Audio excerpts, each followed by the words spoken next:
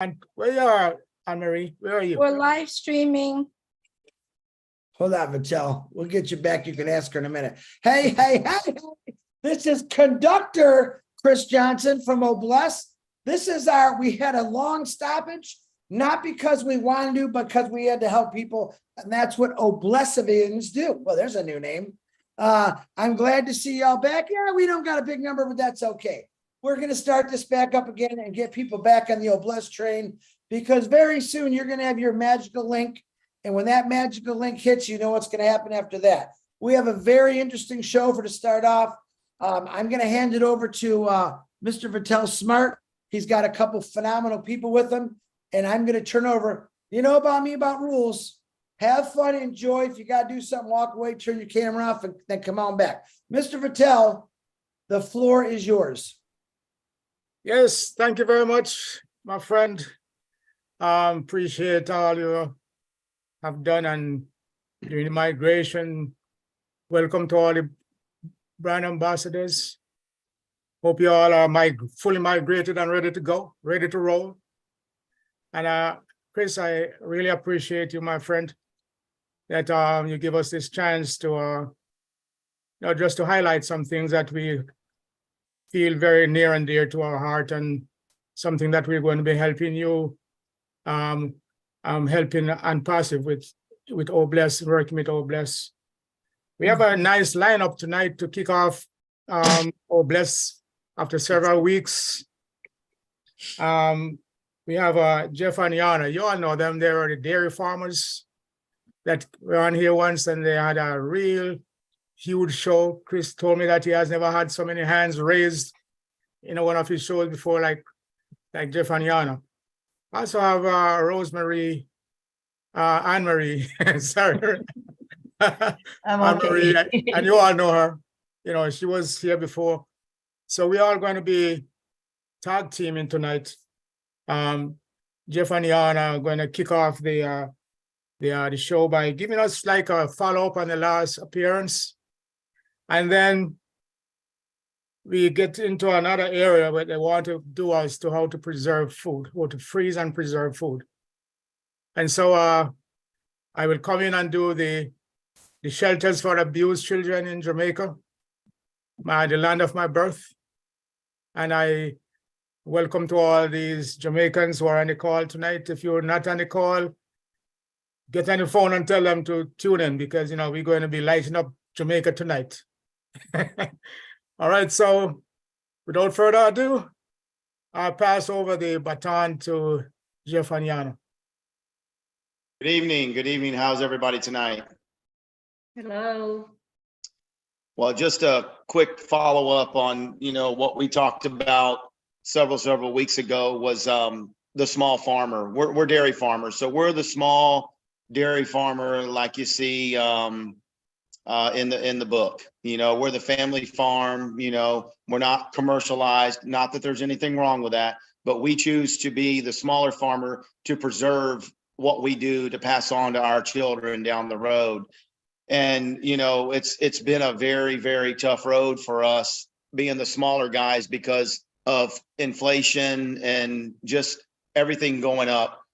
So we're really having to be real creative on everything that we do. So one of our goals here with Obless was to be able to level the playing field for the small guys like us, to make it a little easier for them, not so much to have to struggle. We want to try to preserve this small family farm function, because it's dying, it's going away. A lot of people, they still like to come to visit the family farm. They want to see what you're doing as a family and how you are raising your children and this and that, through farming. And if you really think about it, farming in general, we're 2% feeding 98% of the world. And that's pretty tough to do when you have a lot of people that are just not knowledgeable of what we really have to go through to get everyone that product. On our end, it's milk. We're dairy farmers. So we produce raw milk that then goes out to a processor that goes to your store. Currently, right now, our milk is actually going to Mayfield, which I thought was pretty neat. The other thing is we want to also talk about food preservation and how can we get products, whether it's dairy products or food, fruit and vegetables or whatever, meats, preserved to get out to shelters, people that's been hit by storms, however we need to do that. And we've really been doing a little research on the freeze drying end of it. And we found that when you preserve food, usually it goes in the order of freezing, canning, freeze drying. It kind of goes with the level of longevity. So when you freeze dry, you're going to actually get the longest shelf life out of your food without destroying any nutrition. And I'll let my wife speak to that. Yes, hi everybody, blessings. So good to see you, all of you. I'm so glad you invited us back on. We are excited about that. It's been way too long, and we've been communicating with Vitel, we've been in touch, and of course, our daily work has to keep going. So, I'm dealing with the situation right now we're dealing with, but we are excited to be here, today. But as my husband was touching on some of those things, we've been really, since our last call, we've been really talking about what should be our foundation, or what should be our base, or what should be our starting point. Because, as a farmers, we have so many different options and opportunities, because, not only, yes, for us would be the dairy product, but we also have a land that we can actually grow a lot of different things if we wanted to, but it takes, it takes people, it takes help, it takes money, it takes all of these things, which, it's just me and my husband and one of our helps. So we definitely need the people for that to be able to do that. But, after our last meeting, we were sitting in here and try to figure out, okay, what should we concentrate on? What should be our first starting point? Where can we start? Even like right now, where can we start? Okay, so as we were talking about all these different ideas, from me myself, I'm already a homemaker, I'm a dairy's wife, so we have a land, so I grow a lot of stuff, I have garden, we have all these different things that we grow. I grew up in Europe, so my grandmother taught me how to preserve and can. I know, Chris, you were talking about it today, that you were canning some pickles. Anyway, so I was like, hey, there's someone who can relate to, there's someone who can relate to canning. But, I was taught about food preservation since I was a little girl. So to me, I keep that in my home, and I keep that going because, we have the farm, I want to teach my children. I want to make sure that they carry that on to the next generation, because it's important, because it's really disappearing from out there. And so as the dairy farm and dairy life. And I think last time we talked about a lot of the farmers just around us that going out, and we just actually got back from the dairy conference in Savannah, which we go every year. So we were able to meet with probably about 500 different farms from all around in US. And we always get really good information and ideas, how to do things better financially, or however that goes on a farm. But so we definitely, our hearts, you guys already know, is to preserve really the farms, the small dairy farms, and to help the farmers, because that is our industry and that's what we want to concentrate on. But as we were talking about this food preservation, we were going back and forth. I was like, well, I'm already canning, and canning is good. You can preserve the food and do different products, and preserve it probably maybe year, maybe two, because I had some product that it's sitting, my pickles is sitting in my thing. I was like, let's go in 2 years. I was like, let me open it, see if it's still good.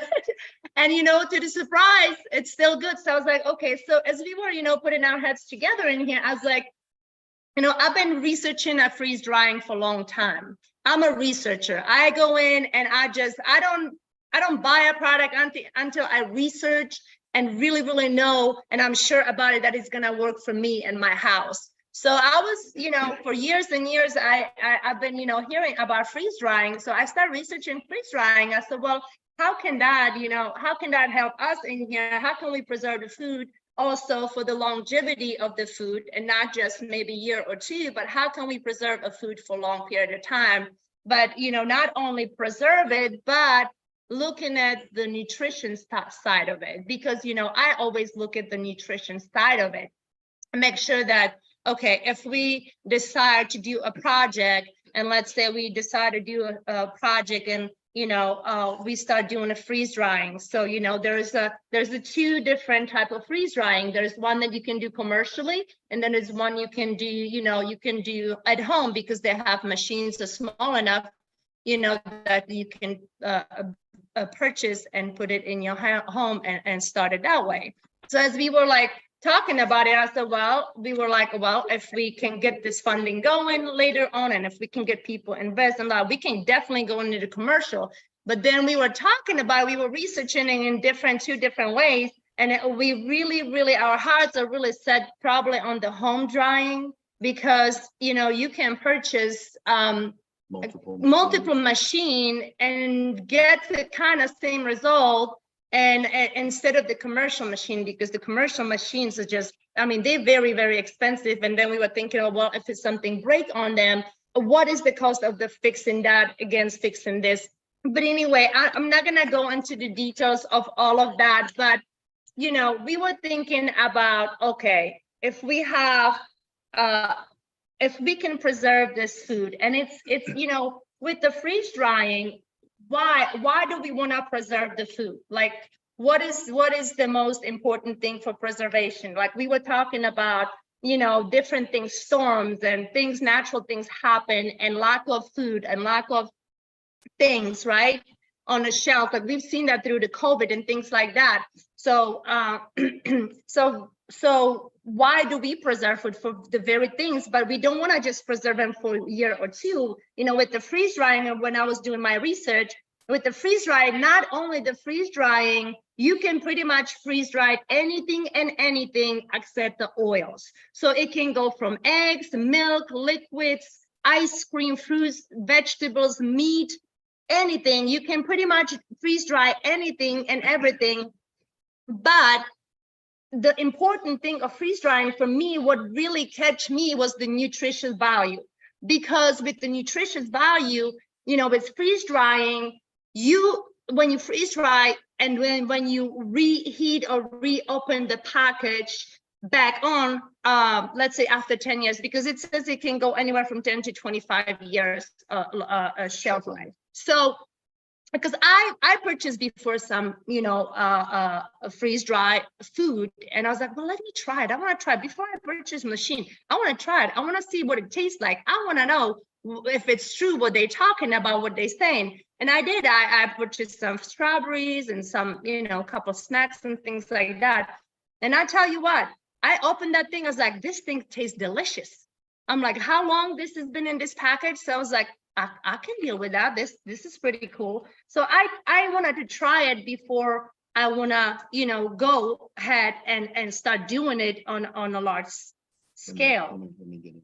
Go ahead. And I also wanted to interject too, when you do the freeze drying, it does not require refrigeration after the product is already freeze dried and put up. So think about these places, villages, countries that these kids have no food. They live in a hut, in a dirt tent, or whatever they're in. This food can get to them. It does not require any refrigeration, any preparation. It can be ready to eat. And when you're thinking about this, you're looking at packaging. So normally, let's say you would package an ice cream bar, in the size of an ice cream. You know what the size of an ice cream bar is, right? Ice cream sandwich. Okay, so let's say you get 8 of those in a pack. Okay, they weigh pretty heavy, right? So imagine having a whole trailer load of those. But if you could freeze dry those down, for example, if you could freeze dry those down, you could probably cut that weight probably in half or less and still have the same flavor and the same look. Because I tried an ice cream, one of those ice cream sandwiches, and it was crazy. That thing was dry as a bone, didn't weigh nothing, tastes just like an ice cream sandwich. I'm like, you have got to be kidding me. And it was crazy. It was like space food.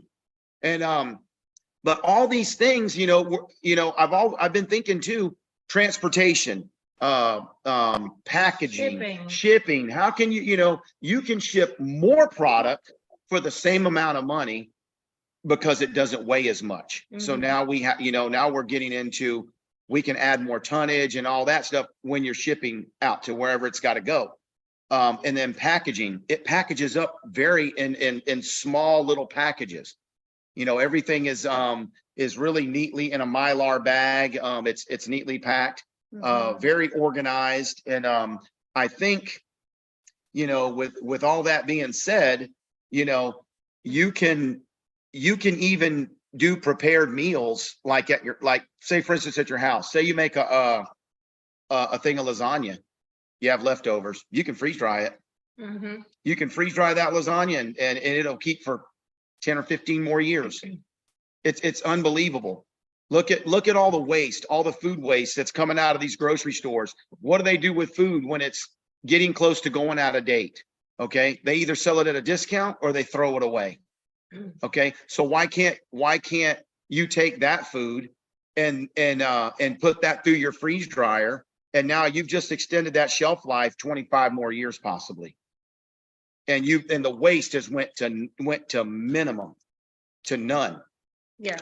And as I was researching, I have my little pocket in here. It says average American family food waste per year, it's about $2,275.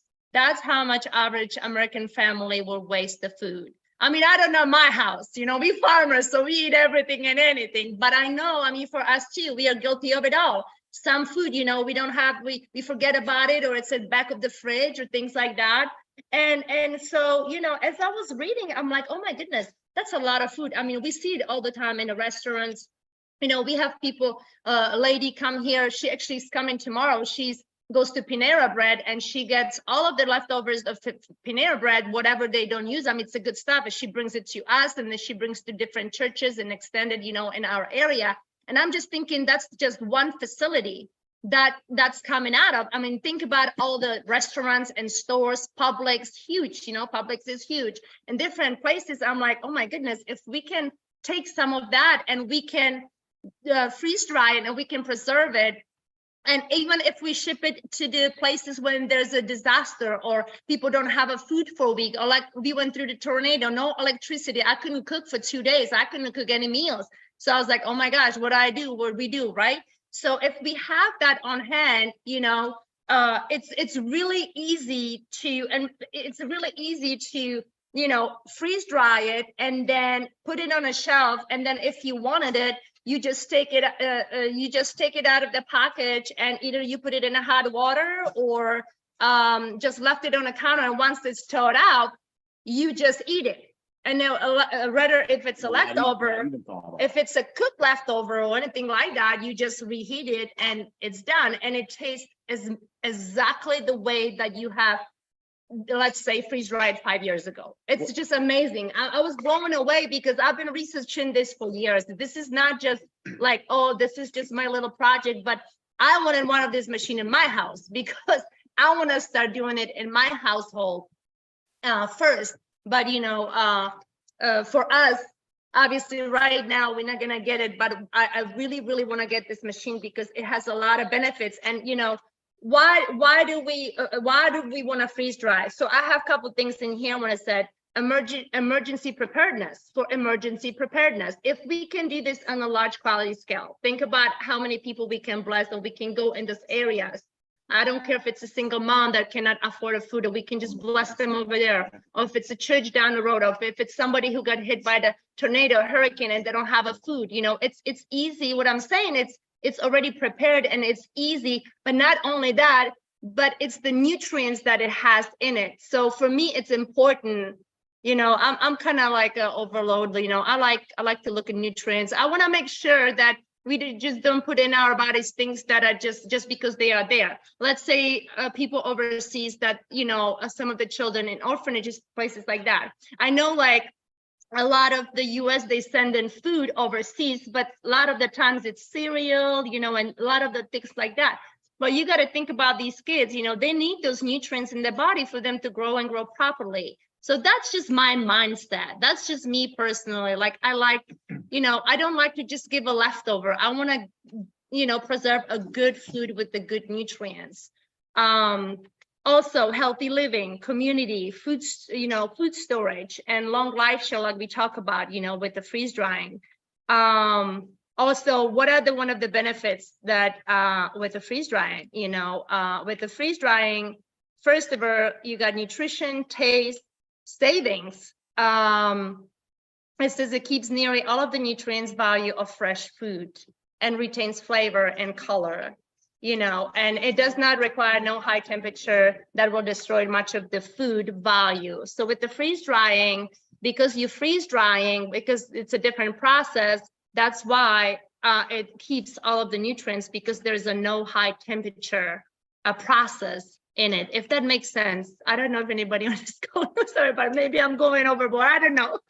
I'm just going with it. But anyway, so it's just amazing what I'm saying, what we can do with this. And I know it's a lot to process. I have a lot of notes and a lot of things in here. But just thinking about going from, canning, and canning is great, and I still can, but if I can, me personally, if I can't have this machine in here, and I know for me in my household, a lot of the stuff that we have on hand, or if we go to the store, it's like, oh, I can, let's say Publix has buy one, get one free chicken or something like that. I'll get a bunch of that. I'll prepare that and freeze dry it, and I can have that chicken for those circumstances when they appear, which is always great. I think every family, I mean, like for us, we just got hit by the tornado and we never really thought. I was like, oh my gosh. So we just completely thinking different right now, because it's for us, it's important to have a food on hand in those circumstances, but not only for those circumstances, but also for others, for community, and things like that. So there's actually people not far from us that got wiped out, and they're actually in the town about 30 minutes from us. I think it's tomorrow. They're actually giving out free food over there in the little town just east of us. Mhm. I think it's either it's not far, but I mean, I just seen it on Facebook. They said that they've advertised, if you need food, we have free food available for you, for everyone that got hit by the storm. So, with this whole preservation thing, what we were talking about with the difference between the commercial and the home, and it makes a lot of sense. The commercial units are quite expensive. Okay. They go by, the amount of poundage that they can do per unit. So let's say their cheapest commercial one is, I don't know, $100,000, and it may do 20, let's say it does 20 pounds of food or 50 pounds of food in one cycle. So let's say if we get the larger of the ones that you do for your home, say those are maybe $5,000 a unit. So and they do maybe 10 pounds of food or 5 pounds of food. So let's say we had 10 of those. Okay. Now 10 of those at $5,000 is what, $50,000. So now you've got those set up in a room and you stage them. You're going to get the same amount of poundage of food out as you would with one commercial unit. But what if your one commercial unit breaks down with your food in it? You just lost all that. But if you have a bank of smaller units, one unit goes down, now you only lose what's in that unit, and you're still going on moving on through. So what's nice about those is, and it kind of segues into, a thing that Vitel is going to speak on later, is when you do these, like a shelter or a community for a homeless or whatever the case may be, you can set a facility up in there with these dryers and actually have people in there working those facilities. Now you created a job for somebody, and now you're preserving the food to feed that area, that unit. And then the overage can go out to the community elsewhere too.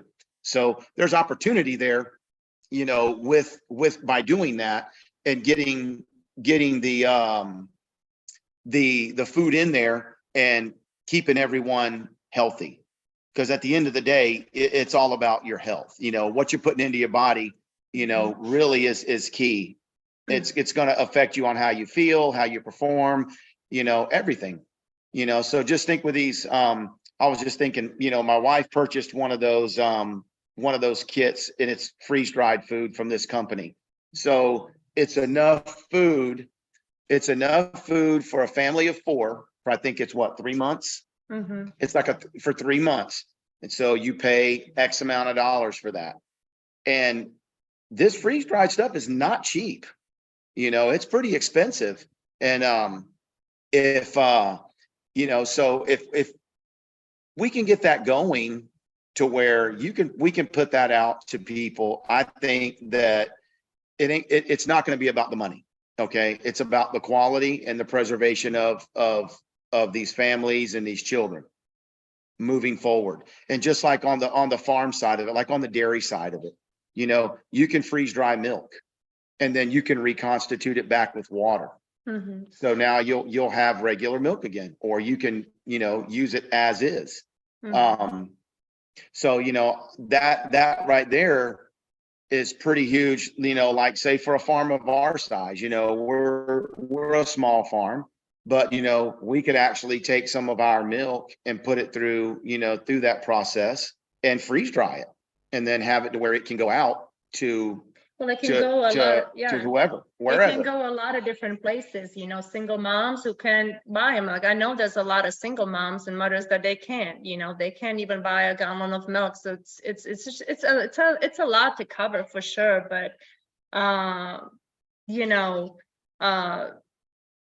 frozen food, let's say frozen food will last you up to 2 years. Canned food probably 3 years if you can can it really good. Dehydrated food is good.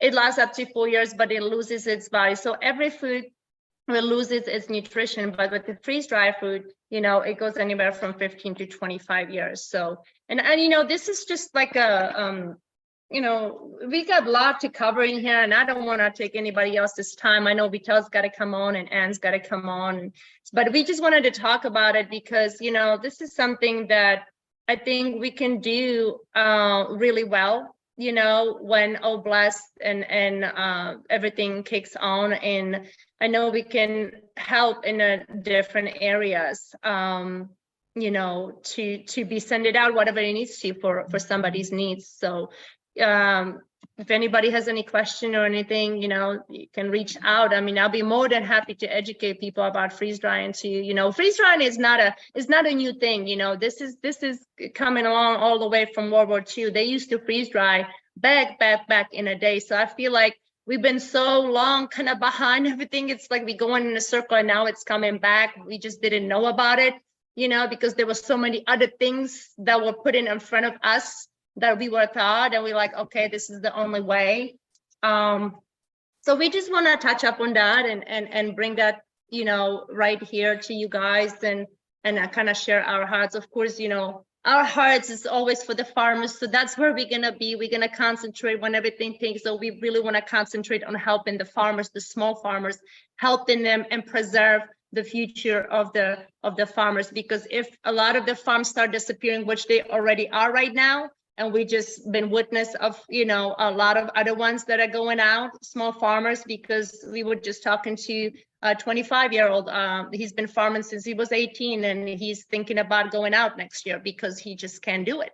And, you know, he just got married and they got a little boy. I think he's a year and a half. And so it breaks your heart because, you know, if there was no farmers, then there's not going to be no food no more, you know, the good quality of food like it used to be back in days. And so our hearts, it's to preserve that and, you know, help in that area, but not only the farmers, but our hearts really go way far and beyond, you know, whenever we can help with the food and things that we can do that you know, we have been gifted in, which is farming, then that's where we want to reach out.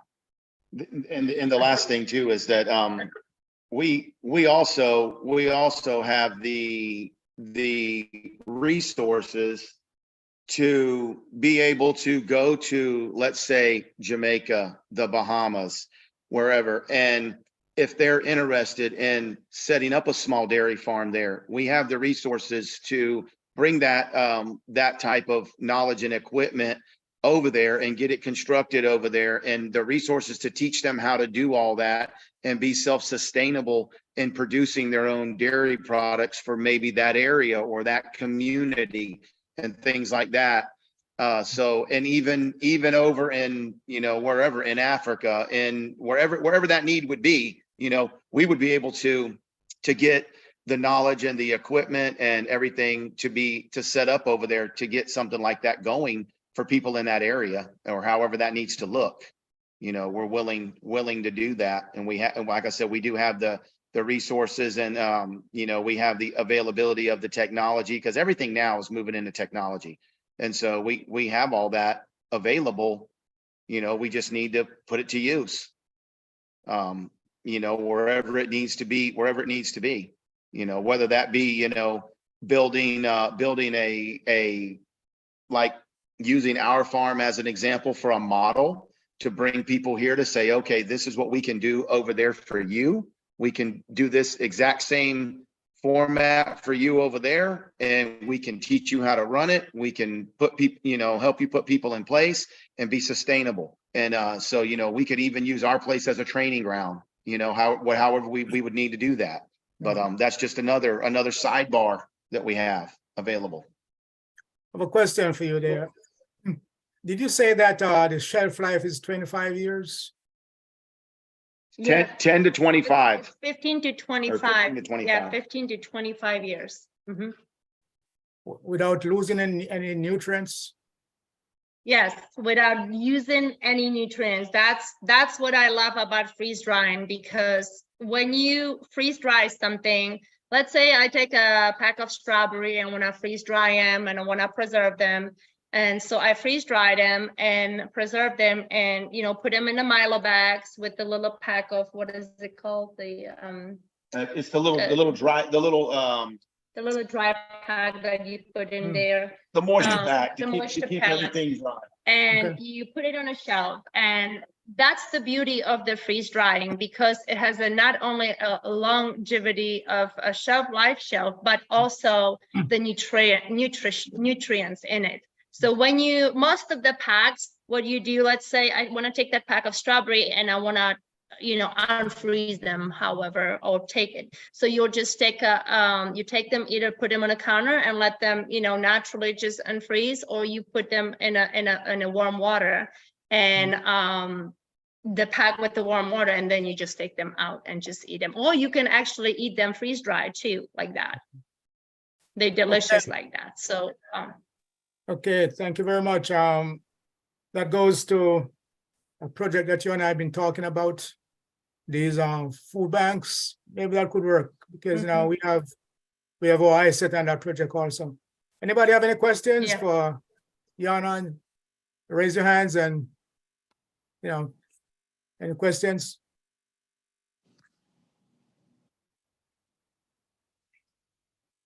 No questions about freeze drying? All right, Vinette, go ahead. So Jeff and Jan, I was just wondering if those require any kind of preservative or additives to keep it, to give it a long life. No, No, No? it's the process of the freeze drying, what do you call it, the machine? it's the way that the machine brings the It's the temperature machine. down. Yeah, And they it's do everything with freeze drying. very So, cold. I don't have one here in the house, but I'm gonna get one. It's freeze drying and there's a vacuum that's created to pull the liquid out. Mm-hmm. So as this thing's being vacuumed, the liquid's being vacuumed out, it's bringing it down to, you know, to really cold temperatures. And that's how you're getting the preservation, because it's pulling that liquid out of it. That's why you cannot freeze dry oils, because you cannot pull the liquid out of an oil. So I don't think there's some things you can do like peanut butter and stuff like that, but it's a real difficult process to do that. Probably wouldn't be something we would want to get into because of the fact that it would just be a little bit more than we want to bargain for. I think if we stuck to our basics and had a pretty good outline on what we wanted to do with the products, I think it would be more than we bargained for with that to get going, like that, between some liquids, like some dairy products, milk, eggs, then you got meat, vegetables, fruits, and stuff like that can be done. And you can even do, I believe you can do yogurt, you can do ice cream. It's wild to freeze dry ice cream. Wow. Yeah, so to your question, Vinette, I have my pack in here, so I'm just gonna read out of it. It says in here, comparing to various methods of food preservation, it's important to remember that there are 3 things that can cause food to deteriorate, which is heat, water, and oxygen. And freeze drying and proper packaging overcome all of those factors to allow long-term storage. So it's a different, like my husband says, it's a completely different type of drying. Like, I dehydrate food in my dehydrator, but even though it's good to dehydrate the food, it's a great snack. It has a good nutrients. It loses the nutrients because there's the heat applied to it. And we know when there is a heat applied to anything, so like say preserve in cans and things like that in a store, it goes through facility, heats up. That's how it's preserved. So it by the heating, same thing with milk. They bring it, let's say you take a raw milk, right? And you take it home and you want to preserve it. You got to heat it up to the certain temperature to preserve it and take whatever the bacteria that you want to take out of it, right? It's the same process with other different foods, that are being canned, even if it's a canned peas in the cans or carrots or whatever it is, that's how they do it. So it loses the nutrition in it by that process of heating up.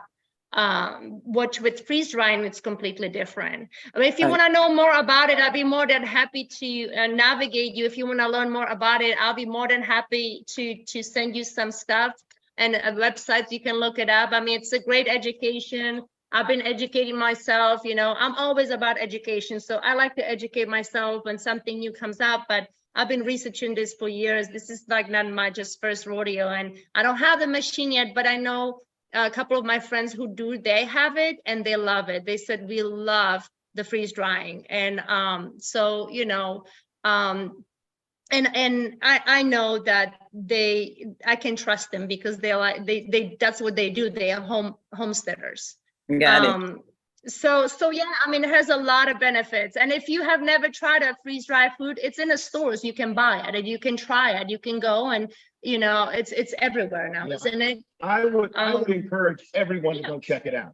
Just if you get something small, just go check it out. John and Jeff, if you guys like, put your website or that website and your contact information. I got quite a few people text me how they can get a hold of you. So put it in the chat. Put that website in your contact, not necessarily your phone number, or your email or whatever, so they can get a hold of you and talk to you about it. So anyone that's texting me and asking me, Jana and Jeff, can you put it in there, or Vitel can put it in there? That would be great. Yeah, I can put it. Yeah, she can put it in there. Put in my email address. That's fine. Okay. Another All right, you put your question. oatmeal in there. Considering that your cows are homegrown, what can you say to those who do not believe in dairy products? Who do not believe in dairy products. Dairy Wow. products, they don't believe in it. Well, okay, so for myself, I would put it in there like that. I grew up on milk. I grew up in a backyard with my grandmother. And so milk was the number one in my house. It's always been, and I know for generations since, oh my goodness, way back, right? 1800s, 1600s. We talked about this last time when we were on, on Oblast the first time. We talked about it, how back in the days, all the family has was a land. Well, what did they have to do with the land? To grow their own food, right? They have, if they had a cow, you know, almost every family, guarantee you, want to have a cow because they do want to have the milk in their house. You know, they grow vegetables and thing. And if they didn't have a land, they didn't really have an opportunity to have a food, but because they didn't have all these grocery stores like we have today, they didn't have that. So, you know, we want to help people, even educate them in that, because it's so important. Dairy has such a important role in the nutrients, especially milk. Okay, and from milk, a lot of things are of course made, like cheese, yogurt, butter, and all of these things. So, you know, just for the sake of, you know, even I tell people when they have a children, you know, we talk about it last time, you know, I feel like milk has been so misrepresented for so many years, and it's been taken from when God has given us something. It was so nutritious and good, you know, man-made will come and behind it and took it completely to different direction. And I feel like a lot of people want to go back. We're going backwards. People want to learn how to garden. People want to learn how to grow their own food. They want to know, how can I get a fresh farm, fresh things? Because, you know, I do have a little store here in my thing and on our farm. And a lot of people lately, they're like, what can I get from you? What do you have? What do you grow? They even ask me, how do I can? How do I do this? So I'm approached a lot about these things. So we want to also educate people about, especially for your children, especially for your young children. You I know, understand, because you Vitello and asked I about the, farm in Jamaica, and we grew up in natural cow's milk and goat milk, so I understand. well, Yeah. see, so let's just think about this quick little scenario. Has everybody watched or familiar with Little House on the Prairie? I always go to this and use this example. So let's say 150 years ago, what did everyone have in their backyard, in their barn? They had a milk cow. They milked her by hand in a bucket. The milk went in the house. What did everybody have at dinner? They sat down and they had their dinner with a glass of warm milk. They went to Yeah. bed with a glass of warm milk. And for There's breaks, so much benefit with milk. They're using milk now in place of in sports now, in place of your energy drinks and your Gatorades and your Powerades. Chocolate milk now has become one of the main refuel drinks for a lot of the colleges playing sports, because of all of the natural sugars and everything in it, and all of the natural electrolytes in the milk and stuff that they're using. So a lot of the kids are refueling with chocolate milk on the football field, on the soccer field. That's what they're putting. They're putting these in the locker rooms, in the high school locker rooms and everything. And milk's making a big comeback in the schools with kids. You know, there's a lot going on with that. But you know, let me back up to, a lot of kids don't realize where milk comes from. They have no clue. They think they get it from the grocery store. They don't know where it starts and how it gets to that gallon jug in the store. You'd be surprised when we do field trips here, how many kids don't know that milk comes from, this is where it starts on a dairy farm. It's unbelievable how these kids don't know that. And so, you know, it's also in our hearts to do agritourism here on the farm, educating kids and educating groups on where their milk comes from, how their milk is handled. You know, milk's not the bad guy. Milk is the good guy. Okay. So, you know, we need to keep that in, we need to keep it in our schools. We need to keep it in our households.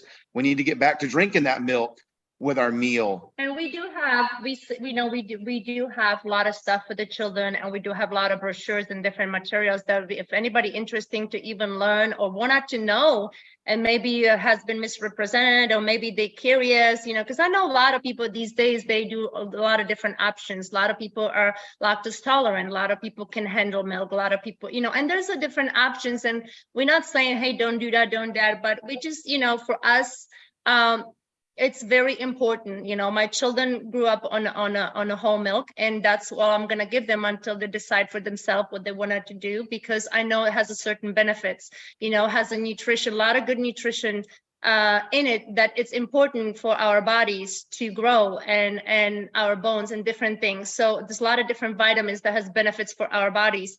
So, you know, I can't, it's hard to say, hey, just drink a milk, because I know there's a lot of different options these days. You know, back in the days, that's all it was just the milk. You know, now these days we have a different options. So, but I do want to encourage people, you know, to go back to those, you know, wholesome products, because there's a lot of good benefits that that you can get for them. Thank you. Okay, You're welcome. are you happy, Vinette, with those answers? Thank you. Thank you, Jeff and all right. Jana. Appreciate it. You're welcome. Lori, you're up next. How you doing? I'm doing good. I All like right. I like hearing all this because, you know, my daughter, she cans and stuff, and I've been having issues about the food products that we have in our stores and all the processed foods, and you know, and we have a lot of illnesses and cancers, and things are not good in our foods, and that needs to stop. And Yeah. there's no reason for it. You know, why do we have titanium in our cereals? The dyes, you know, that cause, it just freaks me out. I got all food in my fridge. I'm going to throw it away because it's just garbage. You know, you're just a regular hot dogs. I don't even want to see my kids eating a hot dog, you know, and I want to somehow fix the foods in this world and stop those people. In my heart, it's nonsense, but it's on purpose as far as I'm concerned. But anyways, like I like that freeze drying thing there that my daughter cans and stuff, you know, and I'm used to having a cow ranch, horses, you know, pigs and all that stuff. And that's where I'm going back to. But I like the freeze drying thing, you know, because I was just saying, okay, we could do a lot of canning, you know, but that freeze drying, you know, like I'd like to have a fresh green bean. I don't like going to and opening a can of green beans that taste like mush and don't have no food value in it, you know. But Right. Exactly.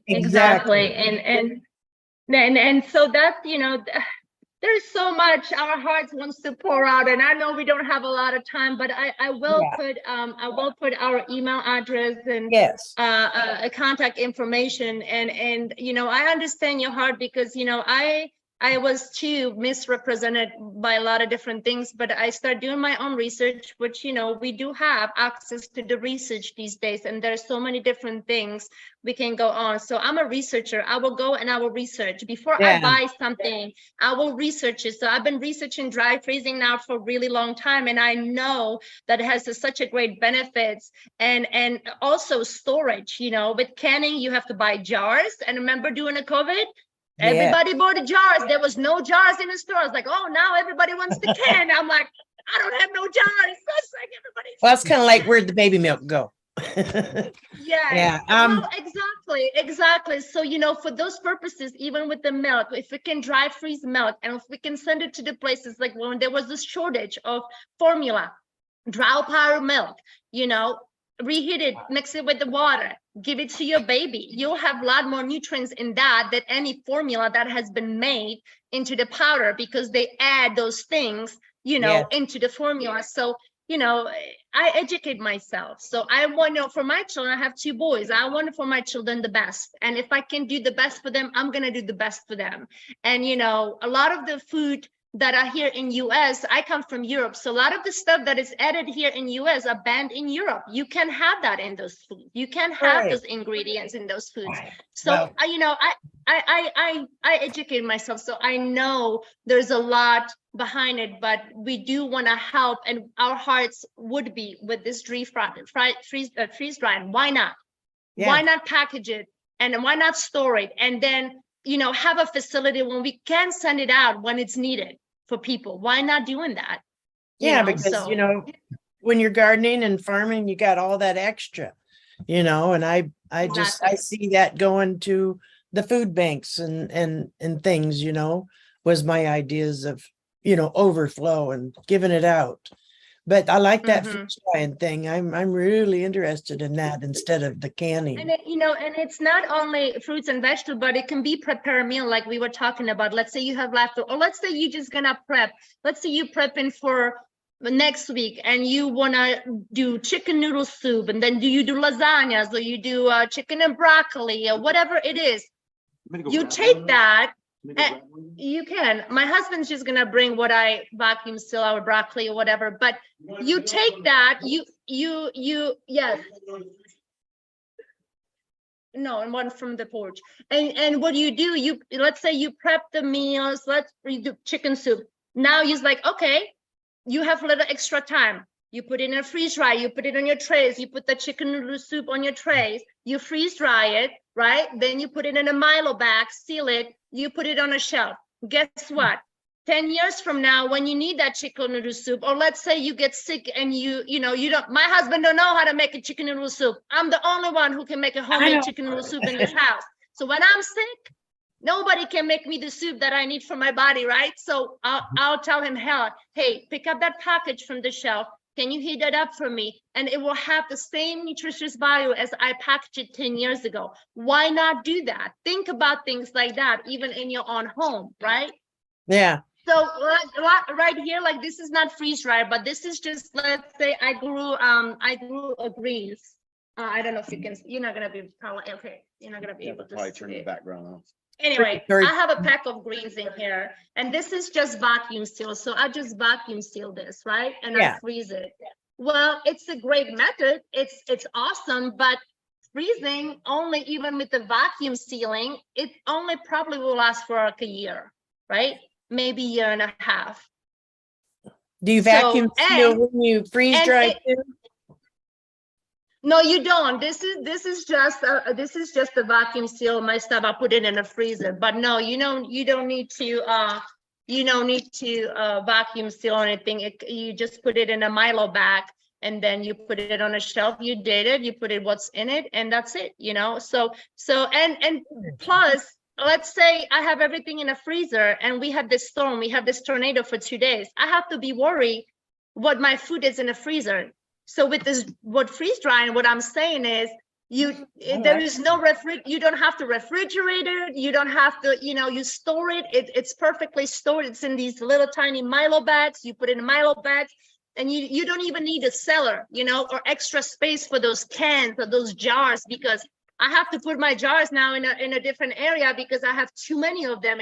I don't have a space in my house. So I'm like, hey, how great would it be to have this dry freezer, freeze dryer, so I can just store it, and pile them up and have them on a hand. So, I definitely like that. mhm. Anyways, I'll get some info somewhere from Chris. Yes, I'm gonna type my email address and information in the chat. That way you Got guys a website, Jana? Jana, you got a website they can go to also? I can put the website where I get all my information for the freeze dryer, and I'll put it in the chat. Okay, send it to, Jana, send it to me and Vittel too, so I can send it out privately to some people that are asking also. Okay, You can send it to me, Chris. Lori, any further questions? Are you satisfied? I'm satisfied and happy. All right, all right. All right, thank you. Mr. Romola, Brand Ambassador Romola, Hi, I don't want to step take, up to the plate next. can you hear me? Yes, Okay. loud and clear. So I sold to the natural food industry for 25 years, and I used to have a freeze dried machine, but when I moved to Florida, it cracked. Mhm. So there are lots of storms. So I just wanted to show you, because I have freeze dried food for like a month in case something happens. So this is a broccoli dinner bake. Mhm. Okay. Okay. We, this is- we have the this is- same one, this is Patriot. Chicken a la king. Okay. This Mhm. is mac and cheese and all these other things. So this is so easy to store. And God forbid, there's a tornado or a hurricane or whatever. It's so easy. Here, these are banana chips, and also they do have Mhm. powdered milk. So I am totally behind what you're saying, because I think that especially now, with how the storms are going nuts, I think it's really Mhm. great to have, because all you have to do is add water. Wow. Yes, So that's, yes. I totally, and I think it's a wonderful idea to be thinking about sending this kind of stuff out Yes. or whatever like that. I think it's great. So that's all. I just wanted to show everybody, you know, Oh, that I appreciate it. We do have have, Patriot. we do have the same kit at home. We do purchase from Patriots yeah, and they have a lot of, um, yeah. Mhm. yes, yes, they do, and they're wonderful. So we do keep them here for emergency. And you know, when the tornado hit, I didn't even think about it. I was like, oh, we got a food in under the bed in a container. Mm. Think about it anyway, but thank you for reminding us. Yeah.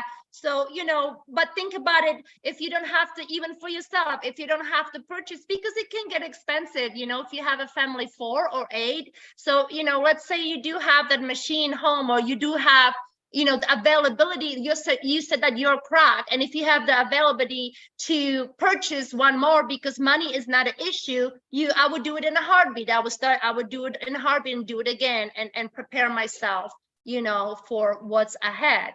So but I know, you know, I those think it's a machines, great you know, idea. That's what I, you know, Yeah. I'm right on board with that. Well, thank you. I don't want to I- take it.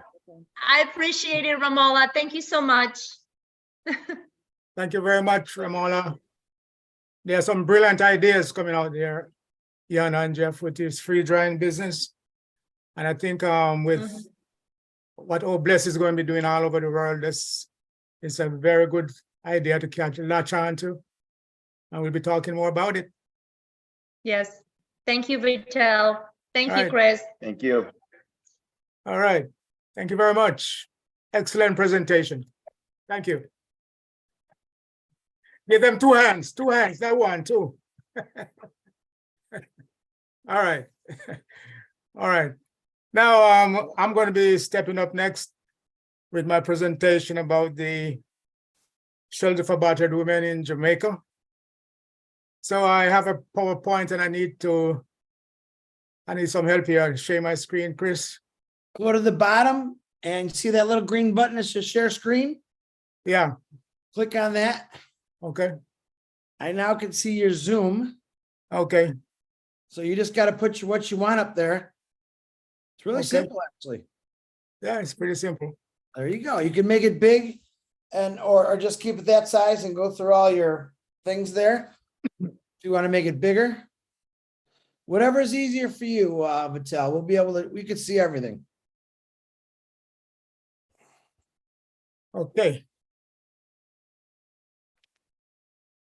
And so you see my slide 1. Yes, yes, we do. Okay, okay, very good, very good. Now, thank you again, Chris, for this opportunity to make this presentation for the battered women sheltered in Jamaica. But when I speak about Jamaica, it's not only Jamaica, because what I'm going to be sharing with you is all over the world. Sadly, what is true. And so what I want to do before I get into the full presentation, I want to just tell you a little about myself. And the reason why this project means so much to me.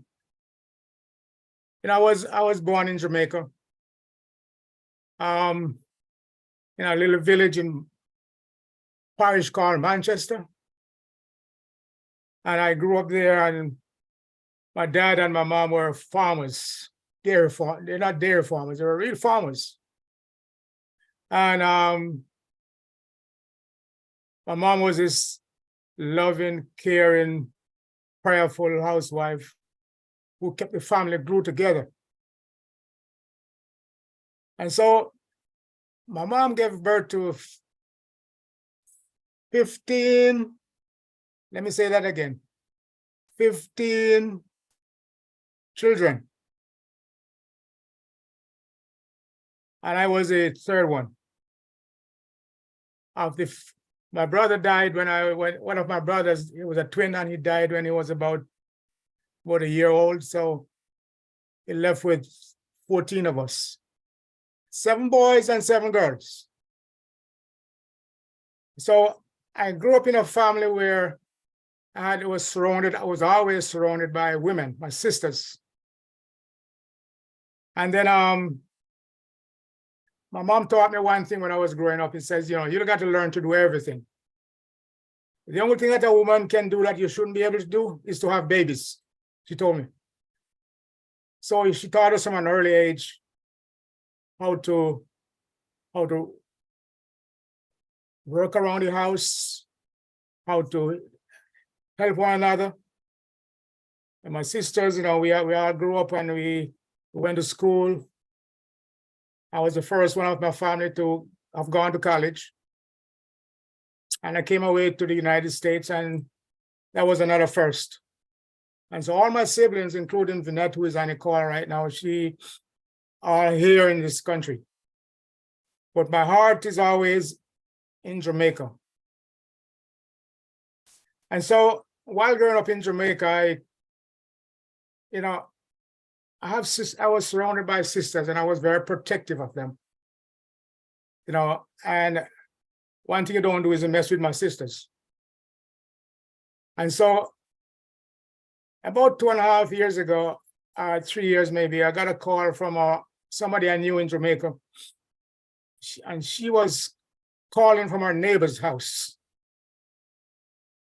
And she was distraught. She was in a panic mode and needed help. And I said, what happened? And she says, well, I was being abused and I have to run out of the house. And right now I'm talking to you from my neighbor's house and I said, so you don't have nowhere to go? She says, no, there's not much place down here to go. We have to just, go back home. I said, whoa. And after she explained her story to me, I said, man, after listening to the bewildering story, I said to myself, I got to do something about this. Because this is not the first time I've heard about this situation in Jamaica. It's been going on for a long time. And I said to myself, what would you do if that was one of your sisters? What would you do if that was I have 3 granddaughters, it was your granddaughter? What would you do if that was your daughter? How would you handle it? And I said, well, at that point, I said, I got to do something. And so I started to watch Obless, and I said, in Unpassive, Obless is the way to go. And I'm going to be talking to Chris, my friend Chris, and he was very gracious to allow me to come on this platform and share what I'm going to be sharing with you today. And so that being said, that's a little about my life story. I'm living in Florida right now, not too far away from Mr. Ash. Put it that way. I live in Central Florida, and we see all these spaceship take off all the time, going up there into the atmosphere. So we know what it's all about. And so what I'm here to share with you is, these are the things that motivated me now to start to look at, doing something, to start something in Jamaica that I think is going to spread to the rest of the world. Because, we in Jamaica, we are always spreading stuff, spread reggae music, we spread it to the rest of the world. We have the world's fastest athletes, we spread that to the rest of the world. And for a small country like Jamaica with just about 3 million population, we have a lot to brag about, but we also have a lot to be sad about. And one of the things that we are sad about is the way women are treated, and children too are treated in the society. And so we need to use our platform here. Mr. Ash has given us this platform here, and he says, we're going to be rooting out all this corruption and leaving no one behind. Not those kids, not those abused women. Not on this our watch. It's not going to happen anymore. We're going to do something about it. And so we have a mission with what I'm starting here, and the mission is to design and develop some physical structures and humanitarian programs to eradicate or minimize the chronic problems of abuse among women and children in Jamaica. That's our mission. And then our vision is, as we envision that our programs are fully implemented, individuals in our targeted group, like those battered women, shall be rescued from their abusive environment, shall suffer less abuse, be given the necessary assistance to restore their battered image and self-esteem, and be reintroduced into society in hopes of living a normal lifestyle. That's what our vision is. And so let's look at the definition of domestic violence. Well, you know, it can start off, you know, people think it's something to play around with, but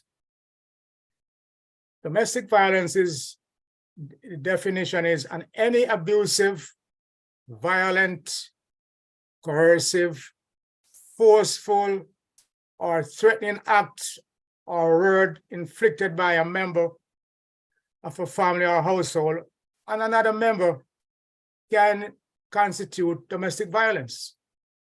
It's plain and simple. And so, let me move on, I'm sorry. And so I'm going to give you another definition. And I'm going to play a video for you. And this video is by a lady that I came across. I know who she is. She's a senator. She's in politics in Jamaica. She's Senator Olivia Grange, and most people refer to her as Babsy. So let's listen to this video and hear another definition.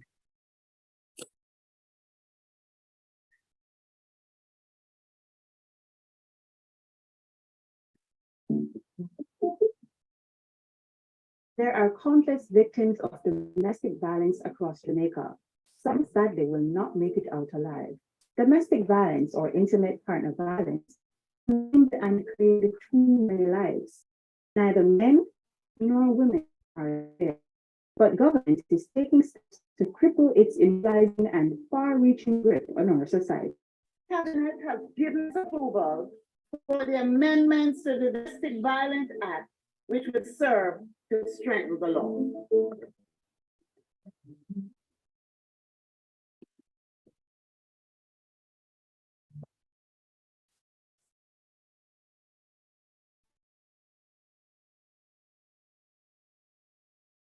To the United Nations, domestic violence is a pattern of behavior in any relationship that is used to gain or maintain power and control over an intimate partner. It is any physical, sexual, emotional, economic, or psychological action or actions that influence another person. One of the amendments made to the Domestic Violence Act is the inclusion of a comprehensive definition of the term. The definition will make clear that domestic violence is not only physical, but also psychological, emotional, and sexual, and may occur in situations where intimate images are exposed to inflict harm on a person, among other situations. Another legislative change will be the expansion of the category of people who will be allowed to apply for protection orders on behalf of an abused person. Government will also expand the conduct or behaviors that the court may prohibit the respondent from engaging in under a protection order. This will include a prohibition on taking possession of or damaging a property that the victim may have an interest in, as well as directing the perpetrator to pay compensation for monetary loss incurred by the victim as a direct result of conduct that amounted to domestic violence. And also directing the perpetrator to relinquish firearm license, firearm, or other weapon to the police and other orders that the court may deem appropriate. Another modification will be the widening of the threshold to be met in obtaining protection orders from the court. This is to give greater protection to those who need the orders to keep abusers away. And additionally, government will be increasing the penalty for breach of a protection order. The current penalty is $10,000. We want to see the penalty move to $1 million or imprisonment for at least 1 year. Though these amendments will go a far way in strengthening the law, perpetrators cannot and will not be punished unless persons speak up and speak out against domestic abuse. If you or someone you know is in a violent relationship, reach out to the Ministry of Culture, Gender, Entertainment, and Sport for help immediately. They can call 876-553-0372. We will get to you and we will ensure that you get to a safe place. We have the call lines for the men and we have lines for the women. Feel free to call us. We are here to help you. That is a commitment of this government.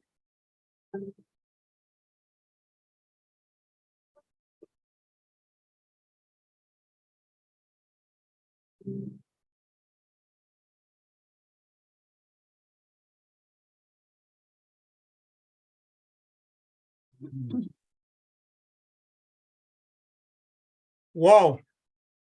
Now, I came across that video. I said, that was one of those videos that when I listened to it and I listened to all those amendments, but are they really working? I mean, are they really working? Because as far as I'm hearing is violence gets worse and worse nearly every day. And so government steps in and to give it support, but the women are still being abused. The children are still being abused. And so let's take a look at something else. How do we recognize domestic violence? How do we recognize it? The partner put you down or call you names. Various ways to recognize it. Stop you from seeing your family or friends. Gets you angry when drinking alcohol or doing drugs. Shows sign of jealousy, accusing you of being unfaithful. Tells you when you should wear what you should wear, where you can go, and how you can spend your money. The abuser says that you cannot visit a health care provider. Begins to threaten you with violence or with the use of a weapon. Punches you, slaps you, kicks you, chokes you. Your children are also your pets. Forces you to have sex or to participate in other sexual acts without your consent. Tries to put the blame on you and that you deserve what you get, it's your fault. And the abusers threaten you and tell those who are closest to you about your sexual orientation or gender identity. And so most women, they're afraid to even talk about it. They're afraid to talk to their friends about it. They just take the abuse and stay home. Now, let's look at that direct focus on Jamaica. more than 1 in every 4 women in Jamaica is experience intimate partners, physical and sexual violence in their lifetime. Let me read that again. 1 in 4 experience abuse in their lifetime. And the first comprehensive Jamaica National Survey on gender-based violence revealed a prevalence of 27.8% women affected. Additionally, 1 of every 4 women, which is about 25.2%, has experienced physical violence at the hands of a male partner. Well, what blows my mind more than anything else, some of these abusers, they are respected people in the neighborhoods. You know, they're not just a typical guy off the street. Some of them are prominent pastors, preachers, business people. You know, and so here's a quote from a lady, a wife of a prominent lay preacher. It's, I moved out of the main bedroom to the guest room. After a few days and after prayers, he came in and wanted sex. I refused, and he locked the door, and the children could not hear, and he had his way with me. I felt raped and violated. I got over it because I reflected on the fact that he is my husband, but I'm still angry to this day. In the morning, we both went to work as if nothing happens. As if nothing happens. And so that's a story, that's just a quotation from one of the abusers. And so let's look at the global aspect of it. Because this is not just Jamaica alone we're talking about. Now we're talking about things that happen globally. It's estimated that 1 in 3 women worldwide experience either physical or sexual violence. The data shows that violence against women and girls permeates every society, every class, every race, every geographical areas, and every age group. That's it. And this is not me speaking now. This is the United Nations Women's Regional Director for America and the Caribbean. That's she speaking. In the absence of a reliable data, it is not possible to adequately treat, reduce, or prevent violence against women and girls. UN Women has invested significantly in supporting member states in strengthening capacities to fill the data gaps in violence against women and girls. So this problem is not only a Jamaican problem, it's a worldwide phenomenon. And so what I see, I'm starting here with Obless, is something that is going to spread all over the world because everybody is having problems. And so we got to deal with it. Now, let's look at the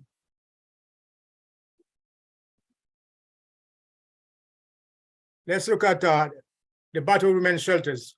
What are they? What are they? The main places women and their children can go to escape danger of violence. A refuge where women can feel safe and know that their batterer can't hurt them there. It's used in cases of emergency and are typically open 24 hours a day. So that's what we want to do. We want to establish something that is open 24 hours a day. Now, how do we go about setting up one of these shelters for abused women? First of all, we got to conduct a feasibility study. We develop your structure, contact the city, raise money, locate a house, a real estate agent, rent a post office box just for so that your identity is not shown. And that place has to be so secure that you have to build a 6-foot wall, slat wall around the yard for privacy. And make contact in the community so that you can refer your clients to agencies that will help them meet their needs. And so this is how to set up a safe shelter for women. Now, let's move forward. Services at a domestic violence shelter may include the following: housing and meals. Meals could include freeze dry, that we talked about there. Information and referrals, educational programs, a crisis line, support groups and counseling, housing assistance, employment assistance, taking care of personal and medical needs, child care, assistance with restraining orders and other legal matters, accompaniment to healthcare and legal appointments, transportation, and addiction services. Okay. Now, we're looking at setting up a prototype in Jamaica that could benefit the world. And we're not looking at, and passive. We own 2 floors at the Burj Khalifa building, 2 floors. We are, Mr. Ash, the man that I know, the man that you know, the CEO that you all know as brand ambassadors. He's not into anything that is not first class. Everything that he touches has to be first class. And so what we are looking to do is to set up a prototype. As a matter of fact, 3 of them, 1 in each county, because we have 3 counties in Jamaica, 1 in Cornwall, Middlesex, and Surrey. We put 1 in each county. And they will all be first class. We're talking about 10 bedroom and 5 bathrooms. Each bedroom shall be large enough to accommodate 1 double bed and 2 single beds. Living room equipped with emergency pull-out sofa beds. Small computer phone room for internet access. Dining room. Games and TV rooms large enough to seat 30 residents with theater-style chairs set in. This room shall be used to accommodate religious services, or connect virtual training, counseling for any other miscellaneous indoor activities, kitchen and pantry, storage room for food and laundry supplies. Also come with a minivan that is tinted with glass tinted so that nobody can recognize the abused person when they are being driven away or are driven into the compound. And also a driver. And so that's what we are looking to set up in Jamaica. And so when we look at this prototype, we know that we're going to start putting a dent into what's going on there. And even the children in Jamaica, even the children are protesting against it. I came across a video which was a few years old, but I'm going to play it so you can hear what the children are saying. Listen to it.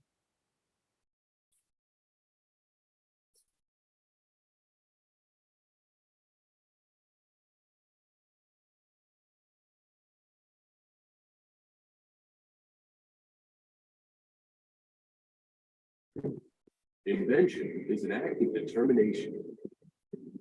Go where you couldn't before.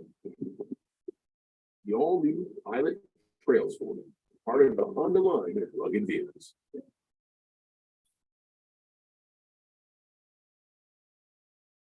I'm sorry, I'm having the wrong video here. Let me take another one. Let me play this one, let you hear this one, because I have this, everybody know who this guy is.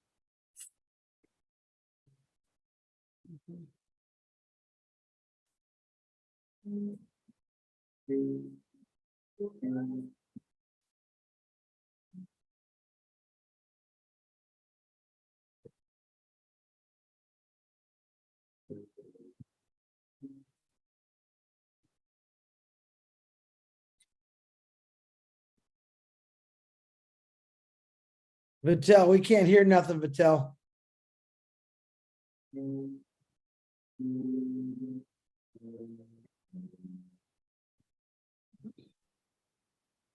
can't hear it, Chris? No, but Vittel, we gotta be careful with copyrights too issues, playing other people's songs. Okay.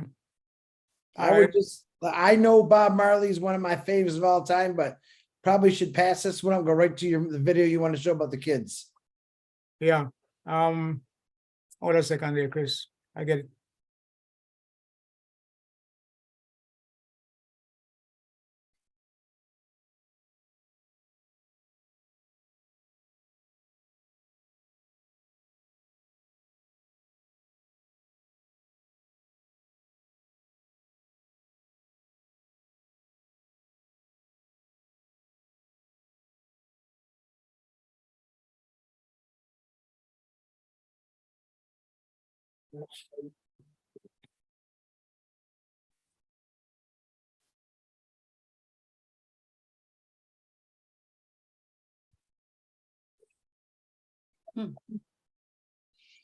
No sound, buddy. No sound.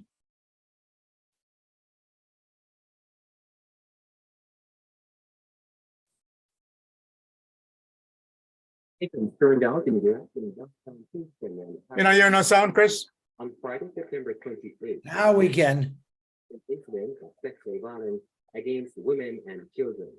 Government ministers, opposition representatives, and members of civil society groups were among those demonstrating. The organized action came 4 days after 5 females, including an 8-year-old, were raped. In another incident, an 11.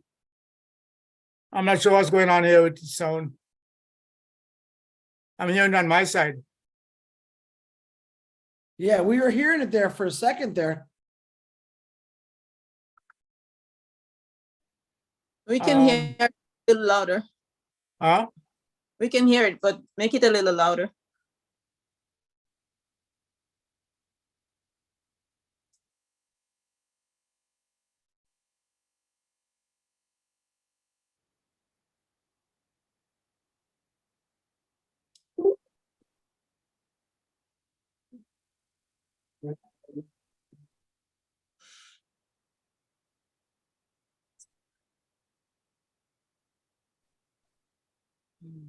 No sound.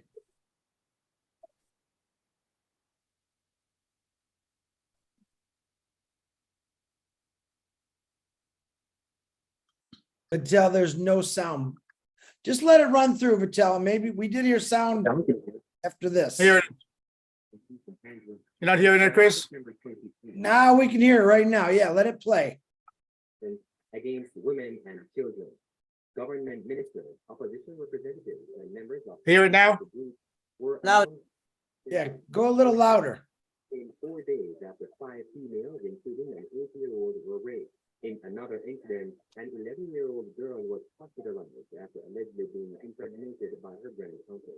This is not a pleasant time for any of us who are mothers and who are Jamaicans. Children make up 33% of our population, a little under 900,000. The crimes that we're denouncing this morning, the one that has taken place in St. James, in St. Ann, are just 2 of the highlighted ones that we know of. Just this week, many of you might not be clear, but we've also had girls who are on their way back to children who were raped on their way home from school. We also have children at hospitals, when I visited, who are there on wards because of abuse from their relatives. This is not a good time for our country because it symbolizes that our children are under attack. So we're calling on the nation at this time to report. We're asking children, we're going into communities, and we will not stop our efforts until child abuse and sexual abuse is stamped out of this country. And I think, and every one of you, just think of that 8-year-old child. Just think of it.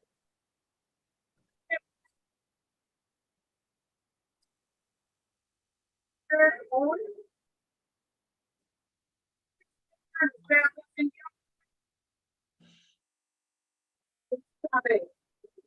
their privacy invaded. We unite.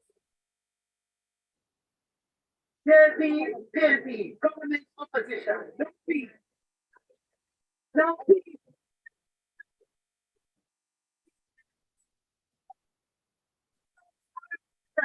Sometimes I say to myself, we've done there, we've been there, we've done that.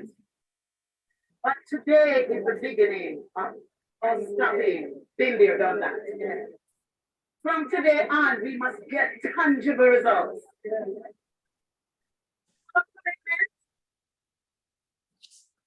Minister Faulkner, and through efforts that have been made by Minister Hannah,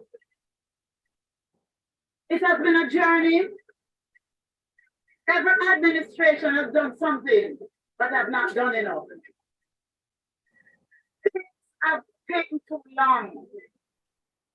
And now, as a force together, we are going to make it happen.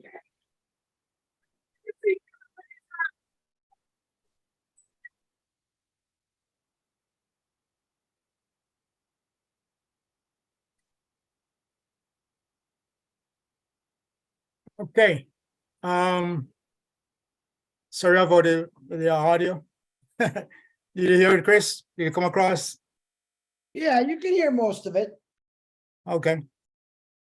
Well, that video is a few years old, but nothing has changed. And that's the reason why I brought it back, just to show that nothing has changed over the years.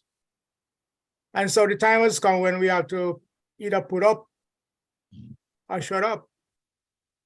And so we as Jamaicans and we as brand ambassadors worldwide, this is not, I've read about the same thing going on in other parts of the world, Bangladesh, it happened in Africa, it's going on all over the world.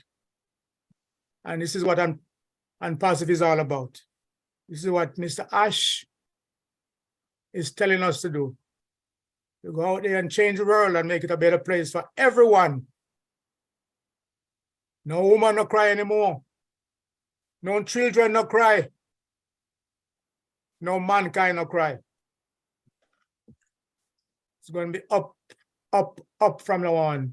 And we're going to reach a new top when it comes to abusive women in Jamaica and worldwide.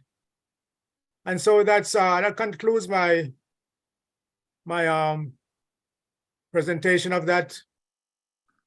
And if you have any questions, you need to you can just let me know. Thank you much. You know how to stop sharing that screen there, Vitel? Go to the top. Yeah.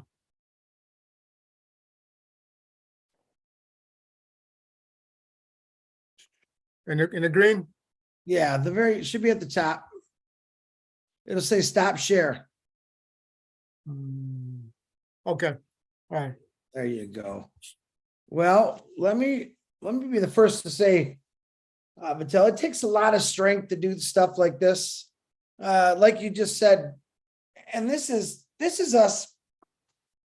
A lot of it, I say is our fault because we allow it to happen. We don't do anything to get, like what you're doing, I commend you. This is the kind of stuff people should already been doing, but the issue was we had a lot of talking and no action. We had people that were afraid to say something because they were afraid of their lives being threatened, which in a lot of these countries is like that, including the good old USA. And it's time that we stand up and we make a stance. Everything that you're talking about on here, from the food processing to people being violated as a woman or a child, even men get abused. And when is it going to stop? This is 2023, if I'm not mistaken. In a world, we still have racism. We still have people beating on people. It's unbelievable to me that this late in these years, and of all the trauma we've seen, and however old you are, we've all witnessed this stuff. And you see that lady up there trying to tell people, hey, enough's enough. We want to do something about it. But yet that was what, 2 years ago you said, and it's still the same thing. So I believe what you're doing is, I commend you for it. It needs to be there because as much as we're trying to stop things like this, it's always going to be someone that's evil that is just going to get away with it. And what happens is a lot of the women or kids are just afraid to say anything because it's either their father or their husband. And they, for some reason, they feel like they don't want to get him in trouble, but I'll just keep getting beaten. That's got to stop. It is about education. Mostly it's about women that are afraid. Now, I know tons of women in this family that maybe even be on this panel that were abused. They stood up for themselves. They walked away from it, even though they were scared to death, but they don't get beat on anymore. And then they went out and helped individuals who are going through the same thing. A lot of things that I want to say on here, it's especially the people out there, is if this is happening to you, there's people out there that will listen and help you. And you're looking at a whole bunch of them on these YouTube channels right now. We have help for everyone. Okay. Bless is going to be there definitely to help you. But as of right now, if you're in that situation, reach out to any one of us. Okay. Not every one of us are qualified to give you the right thing, but we can talk to you. And I promise you, we'll get you to the right educators that will help you go through this process. So, Mattel, I'm going to hand this back to you, my brother. Yes, Chris, thank you very much for your kind comments. And yeah, this is a worldwide phenomenon, Chris, and we need to at least start to put a dent into it. And if Mr. Ash's dream is to level the playing field and make the world a better place. And so we need to start doing that. Start with the women. Start with your mom, your sister, your daughter, your granddaughter, and your granddaughters. And so if we all make a commitment to support projects like these, it's going to happen, no doubt. I see a Romalo. Romala, come on. You have Hi, a question there? Romola. Ramola, thank And you, this is sorry. my friend Evan. He's from Jamaica. Oh, okay, how you doing? Doing good, doing good. He cooks really well. Yeah, I love when he cooks, but What does he cook? well, fried plantain. He makes this chicken that's great. He used to make acai and salted fish. I Yeah. could go on. And Wow. so and he Don't tell likes- Mr. Ash that now, he'll come over. so I'm involved with a few charities. Not Yes. getting too big now because I don't have the money, but on the top of my list, this is exactly what I want to do. I have too many family members, my mother, friends, who have just gone through this, and they're in New York, in Florida, and there needs to be more places. There needs to be more places so women know, oh, I could just go there. I could just go there. You know, there's a place here in Florida where I am called City House. And they do just what you said. They have, you know, beds, and they help the mothers get jobs. And there's also men that get abused too. You know, Sure. women, single parents. It's really something that's very, very close to my heart, because it's like a quiet monster that goes on and needs to be, you know, spoken about, dealt with if it could. And this is something that I really wanted to be an Obless about, because this is what I really want to do. So I just wanted to say that. My question is, wouldn't it be best to tackle, you know, like first to handle the prevention of it, like by finding them housing? That doesn't prevent it from happening. Well, we can't get into, what are we supposed to do? Get the abusers to go to psychological counseling? We can't do that. Well, I think you'd first have to, you know, the government, I think that. Well, what this is doing is to provide temporary, you know, you have a search and rescue plan right here. And then, you know, you got to find a way to train them and give them all the counseling, psychiatric, psychological counseling. And the great thing about what we're doing here now is, you know, we can do all our counseling through OConnect, Ocademy, you know, that type of stuff. So we don't have to be there. It can be long distance counseling going on. But the main problem that I see is to get the women out of that environment where they are in an abusive environment, because it's going to lead to death in most instances. I'm glad you mentioned about men also, because just tonight I was listening to the news here in Central Florida, and I heard where this 14-year-old rescued his father from his mother. Yeah. Right? He called the cop, and she was stabbing him. He's in the hospital right now. And the 14-year-old steps in and rescued his father. So it's on both ends. But honestly, it's mostly on the female side, mostly. But it's on both ends.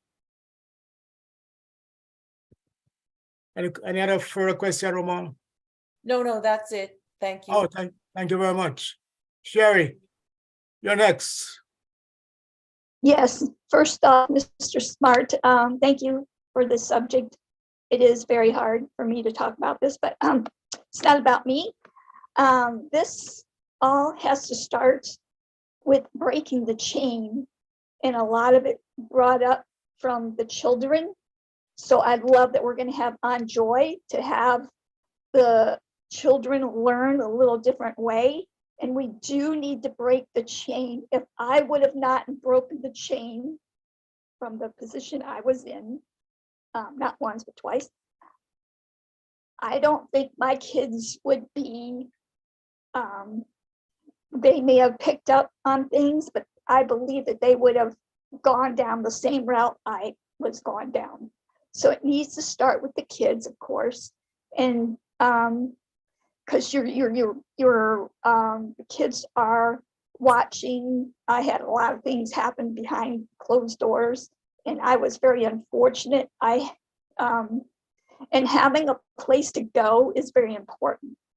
So that first off, to get away and to know you're better off. If anybody needs help here, whether you're listening to this on here or anytime in the future, I am here to help you. Being through it, I've been through it a couple of times. So it has to start with the kids though, when they're brought up, because maybe things they saw in their household that happened to them, and they think, oh, that's how it's supposed to be. So then they do it again, and it just keeps on the cycle. So you definitely have to break the cycle. And that is the main reason why I'm alive, is because I wanted to break the cycle. When my kids seen things that they shouldn't have seen, I said, no, that's it. I have to go. I have to risk my life. I have to leave and I have to risk my life to save my kids' lives so that they don't continue in the same cycle. So it has to start with the kids. And yes, men get beat too as well. And we have to do this because our kids are the mainstream for our next generation.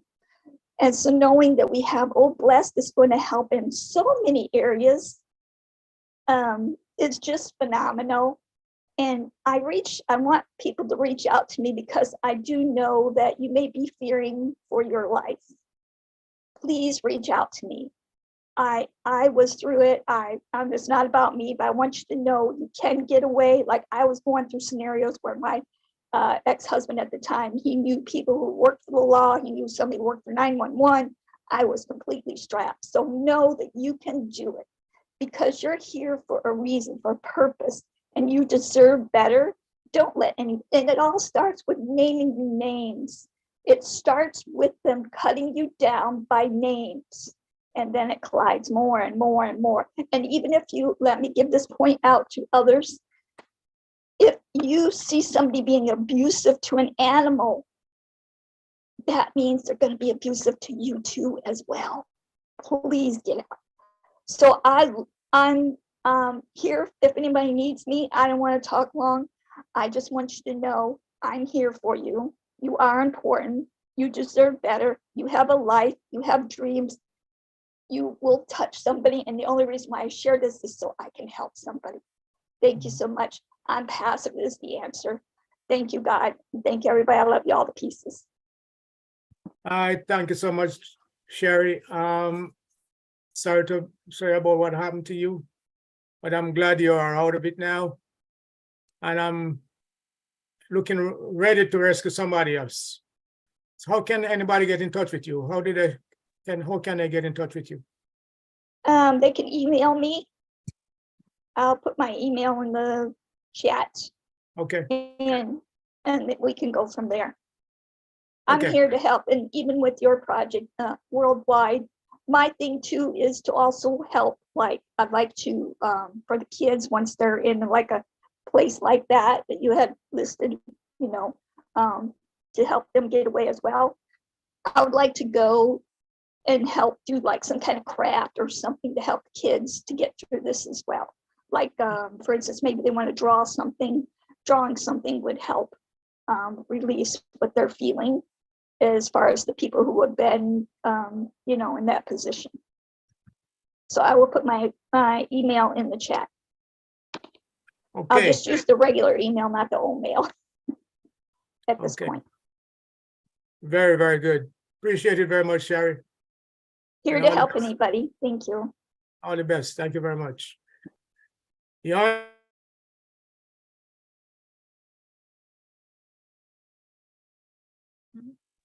Uh-oh, we lose Vittel?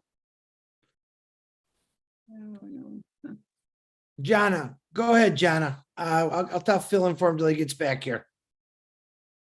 Hey, Vital. Yeah, I don't know if we lost him or not, but yeah, I love what the presentation. I just want to make a few comments. I come from family background when my dad was, mentally and some physically abused to my mom. So I grew up in some degree of that, and I love the whole presentation. And I know it's nationally, it's all over the places. It's not just Jamaica, it's all international. It's been a problem for a really long time. And I think part of my heart is to, in some degree, definitely to be involved because I've seen what it has done to me over the years and to my mom. And I love what the presentation, what Vital was talking about, because with me personally, my mom, she didn't have the way to go. She didn't know where to go because she was trapped. She felt like, that's all I have. I don't have a job. How I'm going to take care of my children if I leave my husband, right? So we had to endure some of the things because she had no way to escape. So I love what I've heard here tonight because I feel like a lot of the women or moms, an example, my mother, she didn't have choice. She had to stay where she was because otherwise, if there was maybe a facility she could have went, then, you know, things would be different even in our lives, you know, as her children. But yeah, I love everything what I've heard. I'm completely 100% for it, and I definitely can see how we can also be involved even with the food industry to helping out in this type of situation, and work with Vitel and the team if they go to Jamaica. So that's all I wanted to say. Thank you so much, everybody. Thank you much, Yana. We're together. We're together and we make it happen. God bless you. Mr. Bruce, how are you, sir? I'm very well, Mr. Vittel.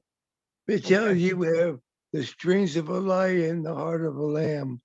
And I want to thank you for everything you want to do there.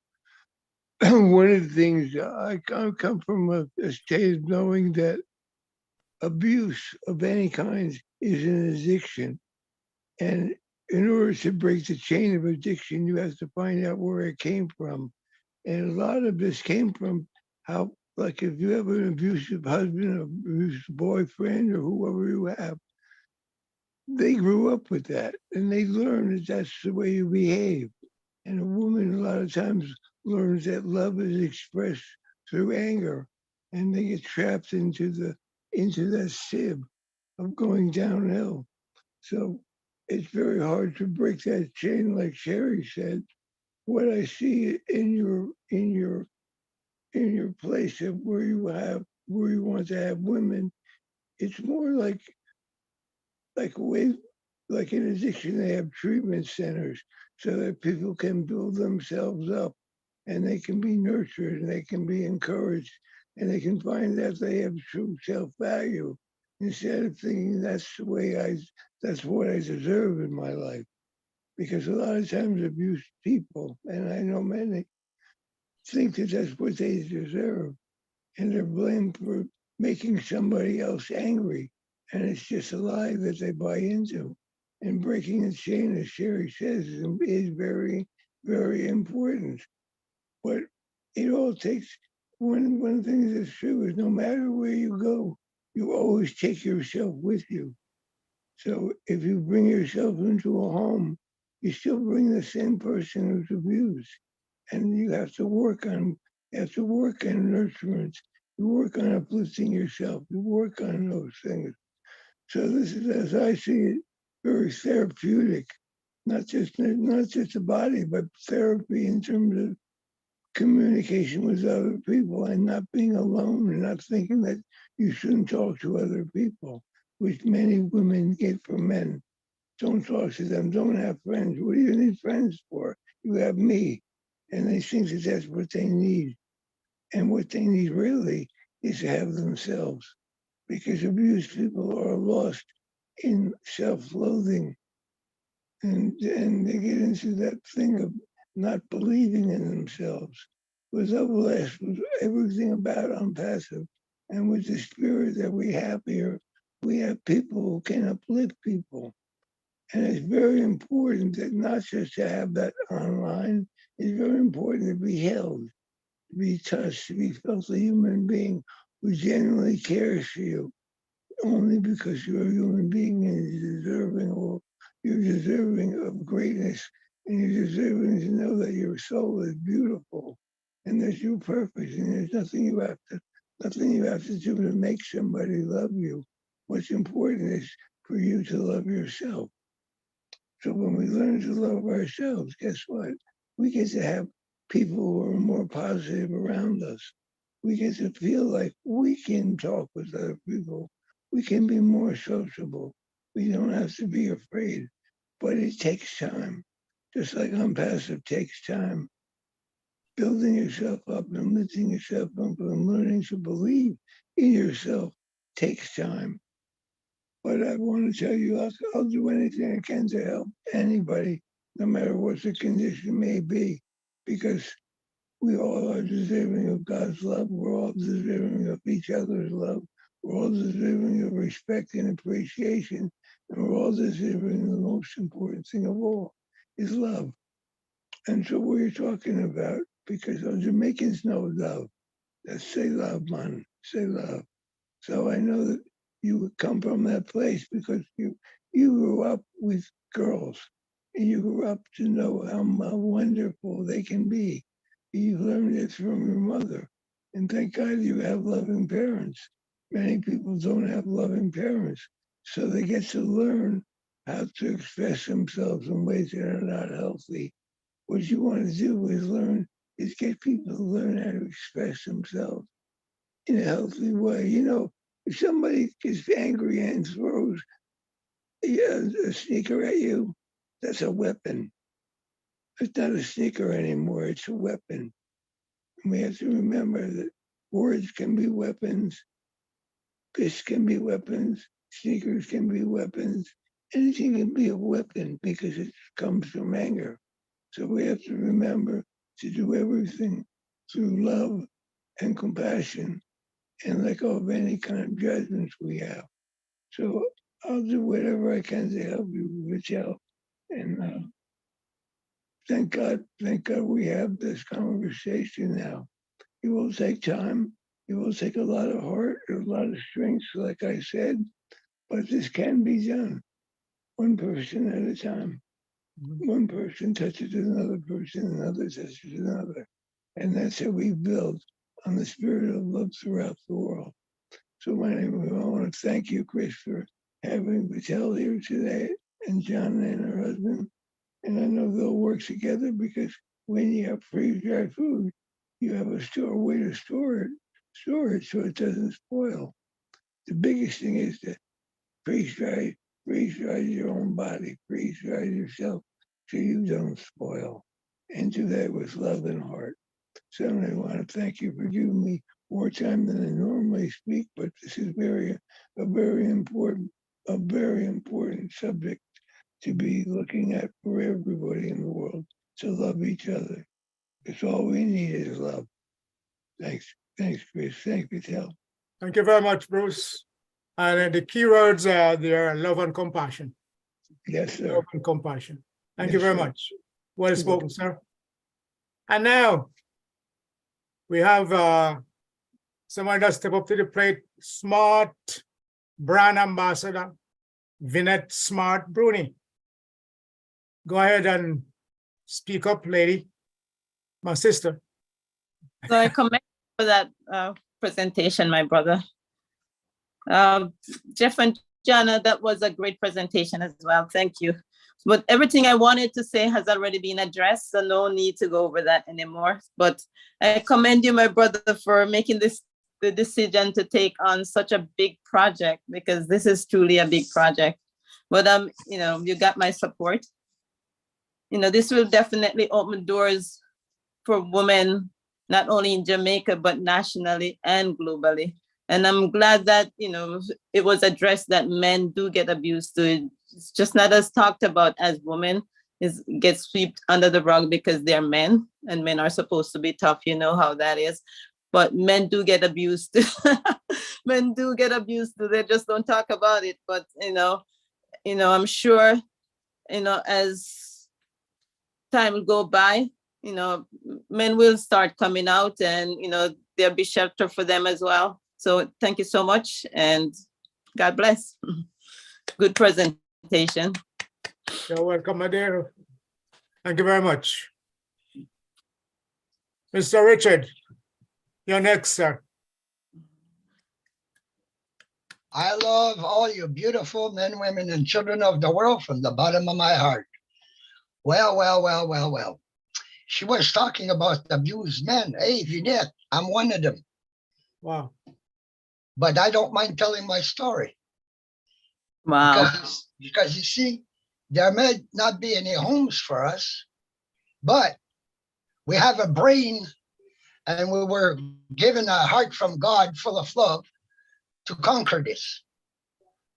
I know what it is, mental abuse, and I'm still getting mental abuse, even at 75 years old, from a lot of people I know. But I also know what physical abuse from a wife is, because I used to stand in front of the daughter because the wife wanted to be the daughter. So who got the punches in the kisser and who got the kicks between the legs? I did. And because I'm a non-violent person, I can't hurt a fly, well, you can imagine what I went through. But we need, there's a lot of places right now for abused women and children. And that's why I have a high respect for single mothers that got out of this mess. Okay, they're struggling. But one of my goals is to help the single mothers of the world is one of my goals with Obless. But homes, places, my daughter's got a BA as a social worker, and that's where she works. She's been working there for, I'd say, about 15 years. About every second year, the workers end up with a nervous breakdown. Why? Because of the horror stories they hear. That is very hard on a human being to work in a place like that. Very hard. But we need thousands of those places all over the world. Like in the city where she works, there's 2, but there should be 5. Because they can only help that person for only a certain amount of time. They can't keep them, more than the given time by the government. And still, the financing is up and down, up and down, up and down. So there is, Obless will come in to help a lot of places like that. And I have for my sake that once On Passive launches, I think we're going to have a lot more of the politicians listening to us. So I think we will correct a lot of the corruption. That much I know. So I think On Passive is going to really, really, really heal this world. I mean, healing of this world is On Passive. That's my opinion. And I can't wait till we get those news on Saturday because I'm going nuts. But we have to think of all the people that are out there that have been abused, that are trying to survive, that are having a hard time. We have to think of all the old people that have to choose between having a meal or having medicine. We have to help people to be able to live their life in their homes instead of in institutions. Obless is gonna make miracles in this world. Myself personally, when they ask, how they supposedly they're gonna ask us, well, where do you want your founder's position to go when you die? Well, you might find this funny. My choice is Obless. I'm not worried about the other human beings. They can take care of themselves. 100% of what I have when I die is going to go to Obless. And the only thing I'm going to ask in return is to let people know that this guy that's up there, he's got some wings now and he's flying around you and he's watching over you. And I'll leave you all with that. Big kiss, big hug to all of you. I love all of you. Thank you very much, Richard. You've said it. The healing of this world is paramount right now. And with On Passive, with Obless, we're certainly on our way. Certainly on our way. Patricia, you're up next. Hello, Mr. Smart Vattel. What a great presentation. I'm grateful, thankful, and blessed to be here because I am one of those abused physically, mentally, socially, sexually, you name it. I've been through it. But you know what? If it wasn't for God, I wouldn't be here today. And we do need to change one of your things in the presentation where you called it a compound. Please don't do that because it feels like a jail, a compound. And the women are deserving of much, much better than anyone that is abused, whether it's men, women, or children. It should not be called a compound because it's a safe place where they can recover and learn and be taught how to move forward. So that's the only thing that I really was, I don't know, it got emotional when you said that, but I know things can be changed because it's just a presentation and we all learn together, you know, and if we stop and think about the first time anyone was abused or whatever it was, the situation, what goes through your head at that time is, what did I do wrong? How can I change it? But as it goes on and on, you think this is normal because that's what you're told. And it's not normal, folks. It took me over 45 years to realize it before I could accept what was happening and be the confronter, to confront my abusers. And that's what everyone needs to get to, is to be able to confront them so that you can accept what happened, because anyone that is abusing someone has a story of their own also, whether it's past history in their lives or a problem that they had. This is my personal opinion also. And when they realize, because most of them don't, it's either alcohol, drugs, something that led them to where they were, or they were abused at one time also. Doesn't matter if it's physically, mentally, emotionally, sexual. It doesn't matter. Everyone has a story where it began. And as being abused, I realized we have to find out where the beginning is. And once I heard from my abusers that you can learn to understand what is happening in your own life and what happened in theirs. So as we move into these safe shelters, Mr. Vitale, we are all able to learn and be taught and to accept and forget. I don't know if you call it forgetting, because I don't think you ever forget, but you're able to forgive. And that's the biggest part, is to be able to forgive and move on and be stronger. Because like God always says, it's a lesson that we have to learn. And I believe I've learned many, many lessons in my life. I've been through, like I said, many things. I've been through surgeries that we all had to learn, you know, back surgeries, for instance. I've had 6 of them. I had to learn how to bend down, how to pick up anything and not hurt yourself. And it's the same thing when you've been abused by something or someone, that you have to learn how to start over and be that stronger person. Because I believe in my heart that I am a lot stronger today from when I was. I always had God in my life, but I didn't know what true love was because of that.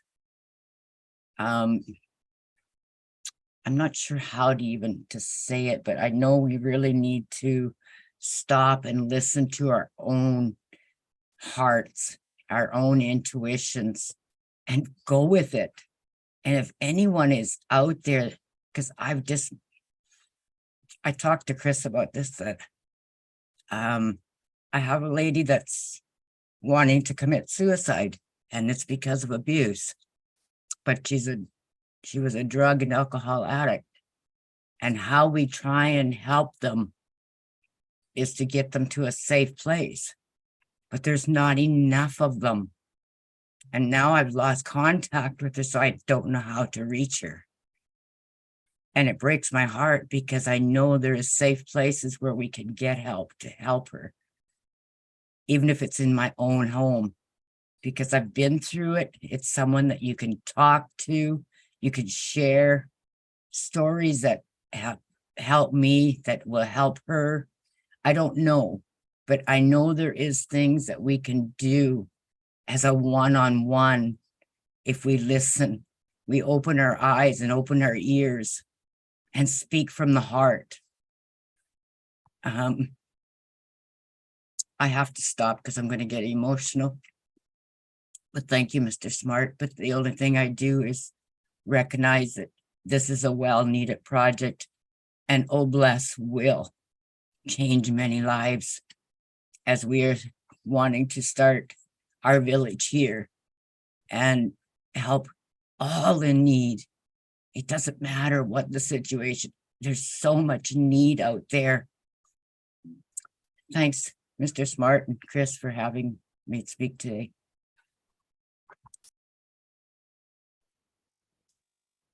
Patricia, I hear you. I hear it coming from your heart. And just a little clarification. Sometimes when you're going through research, you may come across terminologies that were written in stone before, but trust me, Unpassive and Oh Bless will never be setting up any compound. I can guarantee you that. All right. Thank you, thank you, thank you. Just to clarify that. Mr. Mamadou, how are you, sir? I'm fine, sir. Good evening, Mr. Patel, and good evening to all my beloved brand ambassadors all over the world. Good to see you all.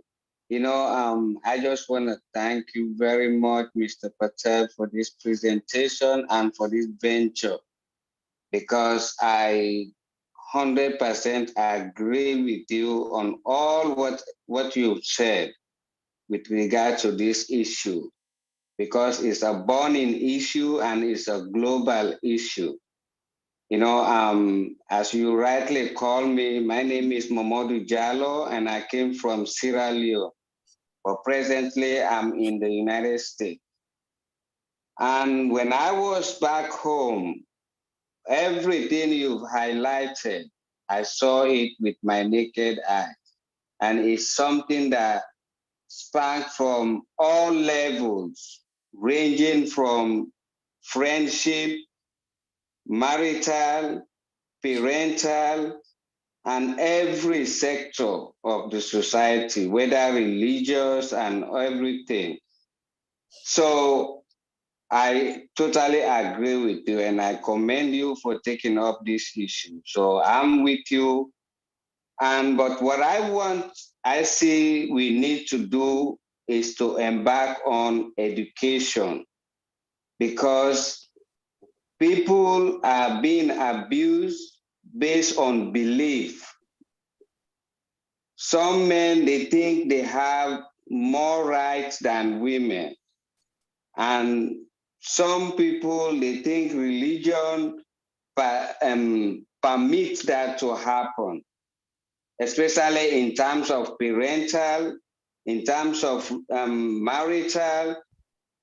You know, you see a husband is maltreating his wife, and you see the wife, you know, totally obey whatever circumstances the man decide, you know. So it's like some of them, religion sometimes play a part, because when people believe in certain religion, they think, oh yes, as per religion, it permits that. I'm supposed to obey my this, my that, you know. So that's how the abuse, you know, goes along, and people accommodate it. But I think if we embark on education, that will highlight some of the issues and empower this sector of, these people to know that Yes, I am in friendship with this man, but I also have my right as a human being. You know, I remember one time I went on vacation back home. You know, we all was talking in the group, and this guy was talking about how his girlfriend is this and that, and you know, so I had to come up and said, why do you think you have right over this girlfriend? You don't think this your girlfriend has right to as a human being? I said, first of all, your relationship with this girl is a partnership, because she came from a family which has human right, and you came to a family that has also human right. You have the right to do whatever you want to do, and both of you met. You agree to establish relationship. Why do you think you have right over this woman?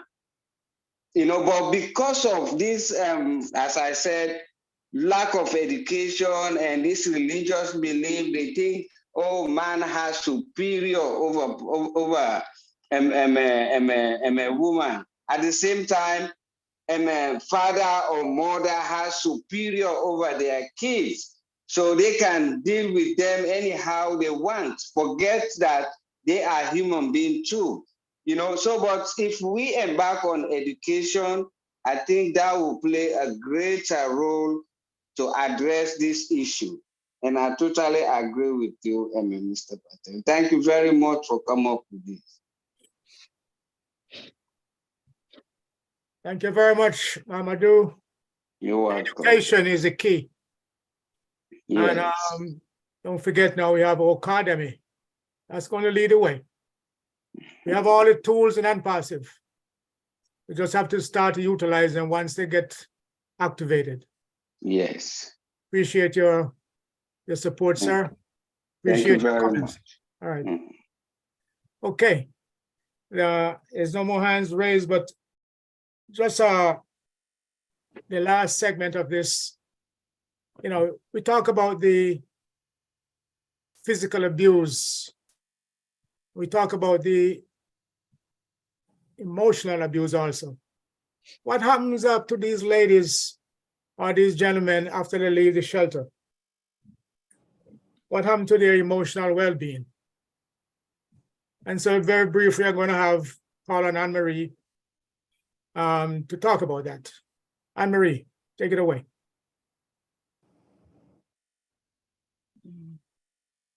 Well, thank you guys. Thank you so much. Hey, Chris, long time no see, just every other day in your videos. Thank you guys for having me again. I was here a few weeks ago and I had the great opportunity to just share what we've been doing here in London, Ontario, Canada for our community members. I met Mr. Vattel on this platform and it's been a pleasure, which has led me to meet the wonderful food producers, the farmers, hearing their passion and their drive about, you know, world hunger and stuff like that, children and family, and that's what it's all about at the end of the day. So I'm Anne-Marie Ricketts. I've been doing, supporting single mothers. 2022 was our 20th year anniversary. We've been in business. We're government-run charity. I tell people all the time that we don't care about the kids. We're all about the mother, but at the end of the day, we have to fix the mothers so we can fix the kids. These are the children that's going to be taking care of us. And you might have seen me up here with my blanket. I'm freezing in here. I turn up the heat and it's like it's not working fast enough. So I see everybody in their short sleeve and I'm a little jealous over here, like, wow. But I'm telling you, it's all about change. And these are the things we go through. It's a warm climate. Sometimes it's cold, sometimes it's hot. And this is what life is about. And we talk to our parents about this, our mothers. Sometimes life is warm, sometimes it's cold, and sometimes it's hot. What do you do when it gets really cold? What do you do when it gets really hot? And after speaking to Mr. Vitale about this wonderful project that he's doing, and I'm like, yes, it's so needed. I don't know how many people might be watching the news or come across the news where we're from, which is Jamaica. How many women are being murdered? Let's start from there. We're talking about abuse. We're talking about emotional, mentally, physically. But then at the end of the day, women are being abused and children constantly. I think last year they were saying 1 every other day. And that this is not just a guess. This is what was happening in the island. And I'm wondering, like, what's going on down there? Like, something is in the air. I don't know. But the murder rate has really stepped up. So when Mr. Vitale was talking to me about it, I'm like, Dad, this is down my alley. And I'm like, but really, how many shelters are down there? What are they doing about it? So, you know, just doing a little digging and stuff and talking to him and watching a few videos, we realized there is 1 or 2 shelter, but what level, as he said, what level of support and structure is there? What comfort zone? And one of the things that I know single mothers have been addressed with many years, and that's with hand-me-downs. And again, I am here to tell people, single mothers, women, children, even single dads, we don't need a handout or a hand-me-down. Most people just need a helping hand up. And it's all about saying, you know what? When you're falling, I got you. I'm right here beside you. You're not alone. And I think that's a key elements that we all have to present and represent, that, you know what, your neighbor next door, you sense there's something wrong, get up, speak up, talk. Sometimes people just want to be heard. Sometimes people are afraid of even sharing because they're ashamed. And, you know, we constantly talk, and I'm like, you know, from my work and my experience, I was a single mom for many years with 3 children, beautiful children. I kind of like them every now and then, but, you know, after all, they're really nice kids. They turn out to be very heartwarming, you know, caring young adults. And that's what we need to help produce, is warm-hearted adults, because of the way the system has taken us in and that's holding us captive. You know, all those things are being diminished. We're losing that essence of family dynamic and life and love. So one of the things that I do know, that physical abuse is wrong, period. And it heals. You do heal. And the scars sometimes do go away. However, you see, the emotional abuse and the mental abuse is what determines your outcome in life. And mental abuse sometimes can last for 20 years, 30 years, 40 years, but that's not the key element. And I think a lot of people miss that part. The piece that is a real danger out there is not just the emotional abuse. Oh, sorry. It's not the emotional abuse, but it's the problem that is being transferred to the children that's up and rising and coming. And these are the children that's going to be running our world and being in our home elderly care. They're going to be in the politicians. They're going to be taking care of our food. And that's the danger, because the children are our future. And once a mother or a woman or a man can heal inside by being able to, what people say, what does that mean, healing inside? What is that? They could get counseling. No, Counseling is wonderful. And I know counseling work because I've had it myself. The difference with a counselor and a life coach is counselors usually listen to you and then they tell you what they think you need to do to make the changes. But a life coach helps you to dig deeper inside and help you to figure out what you need to do to make those changes. Because we can't go to the doctor and say, doctor, my son is sick, but he can't make it. Can I get some prescription? I take that prescription, I go home and I start to take the dose and take the medication thinking my child is going to get better. It doesn't work that way. So until a person is ready to make those changes and can, recognize the things that they need to change, we can only support. And that's where the shelter comes in. And where after the fact of being able to find a safe haven, being able to say, this pair of shoes is squeezing the heck out of me. I don't like how it feels anymore, so I need to take it off. And that's what people go through in life when they're going through tough and challenging journeys and hard decisions to make because it's breaking their heart. It's their husband, it's their first love, it's their children's father. They don't want them to get in trouble, but you're hindering them from making changes in their life when you don't take a stand in life for yourself. And when the children see all of this, it becomes a repetitive.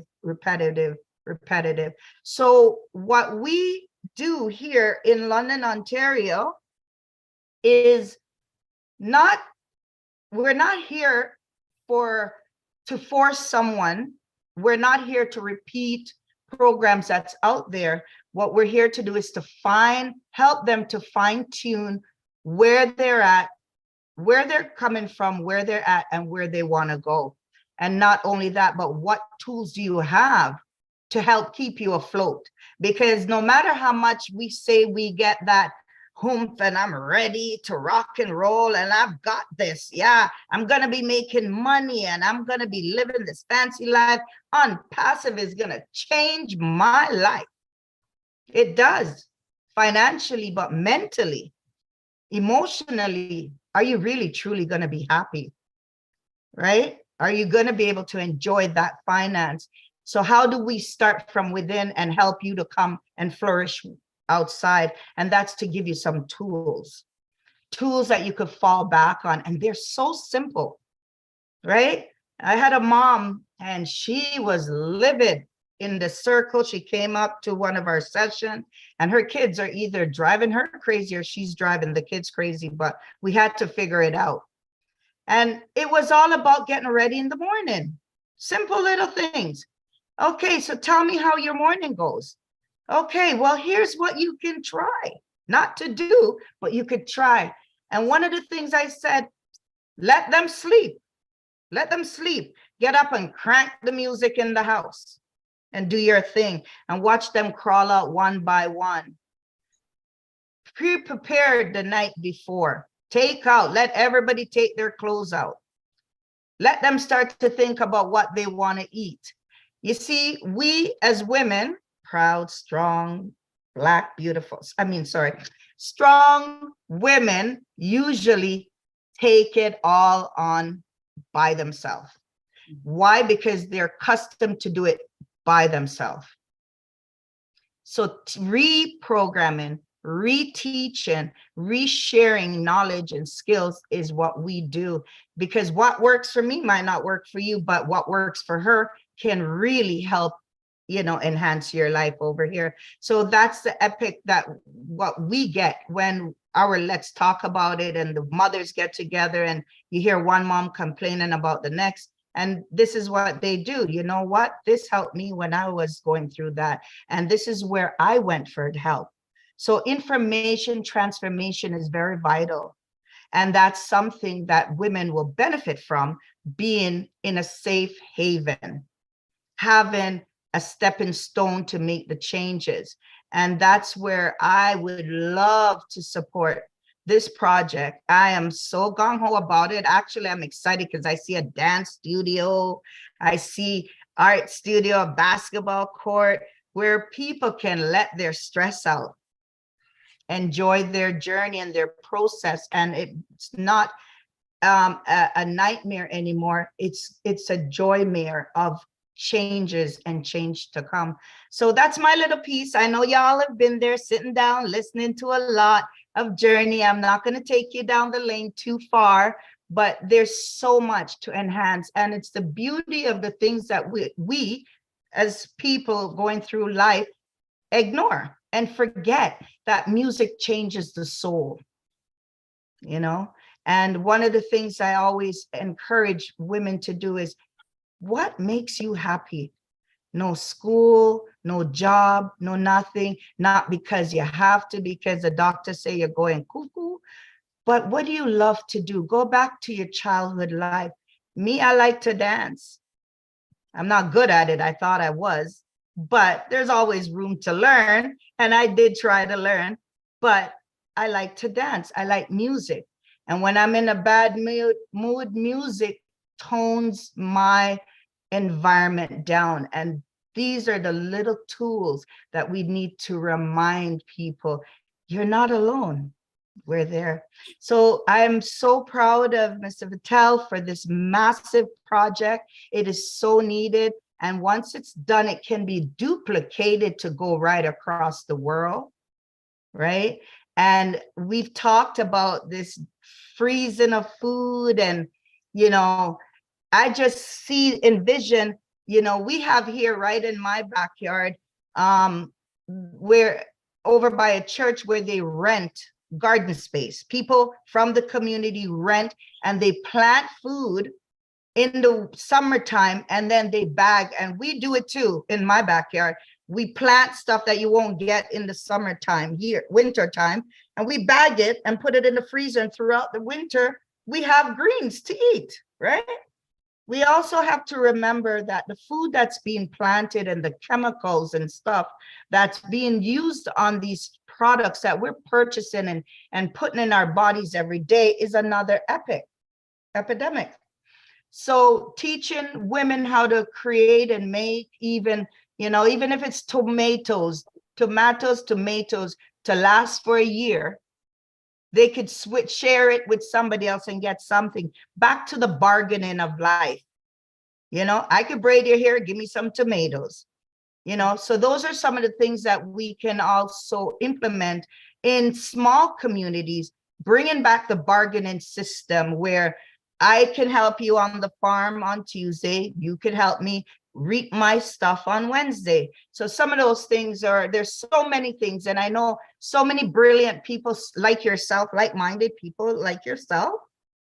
I am telling you, ideas can flow. 3 heads, 4 heads, and 6 heads are better than one. And I know with different culture, different background, when we get together, we make an impact. On that note, it was so wonderful seeing all you guys again. Thank you so much for sharing.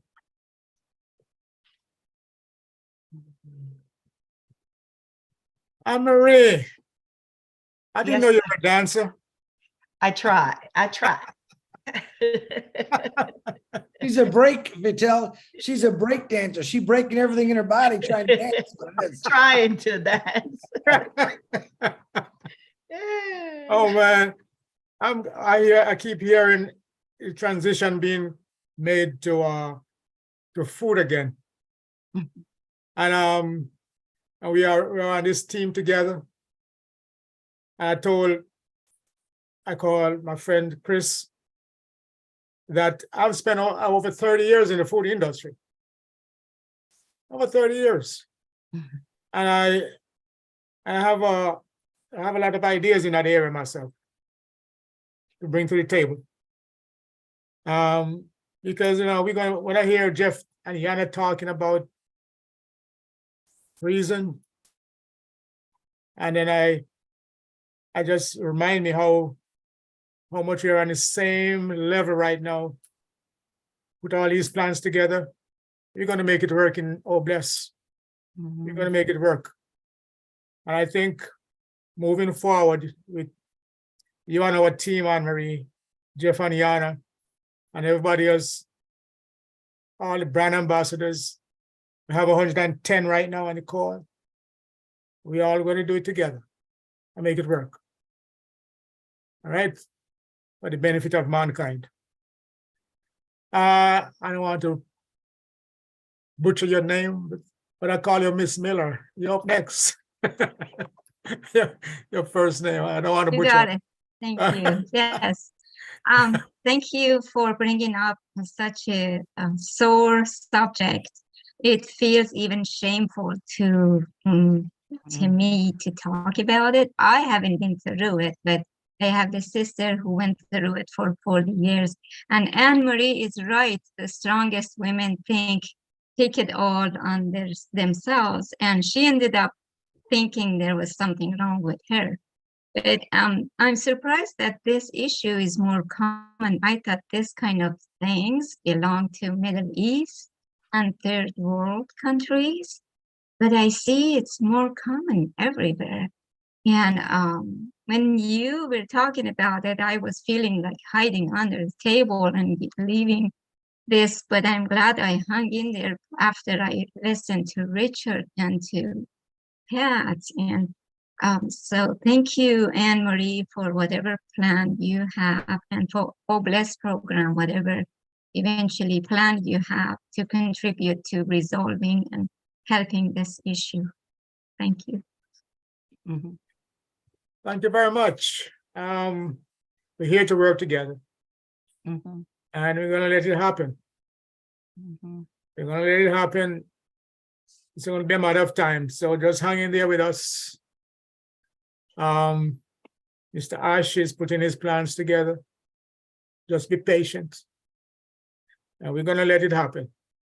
All these women out there who are being abused mentally, physically, emotionally, there's gonna come a time when you'll hear Bob Marley's song, "No Woman No Cry." No more. We're gonna put a stop into it. But it's only a matter of time. And I think this is what Mr. Ash Mafari has created this business for, to level the playing field and let everybody be happy. Yeah. And I hope we all can all work together. Chris, what can I say, sir? Appreciate the opportunity to make this presentation. You've been a brother, and I love you, sir. Back to you. I love you back, Vattel. You know that. Hey, by the way, this is a very comfortable shirt, by the way. Fits me very nice. Too large, perfect for me. I want to thank John and Jeff. I want to thank Anne for coming back, because if you guys remember, she did one heck of an Bless. I think it was more than a few weeks ago, but we'll call it a few weeks ago. And especially Vattel, who reached out to me, who sent me this phenomenal gold book. You know, and I'm going to be a little blunt here. A man that has to hit a woman is a coward. That's right. And a woman that keeps taking those beatings doesn't know any better, and it falls back into education. Do I hold that against them? No. But, and this is my heed and my warning.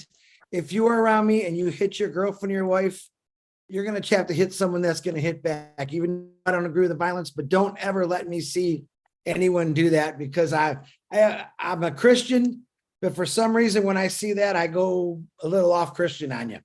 But there's no reason for anyone to fight. I've always said this. I always thought there was never reason for wars. There was never reasons for hate. We as humans, we do get angry. We lose our tempers. But these individuals that are losing their tempers so much that they got to punch someone in the face, especially someone that probably loves them, even though they don't really know that that's not love. I'm going to let you know. If you are on this panel or listening and you think that's love because your husband or your wife abuses you, that's not love. That's a sickness. It can be educated. But the problem is we got to separate you.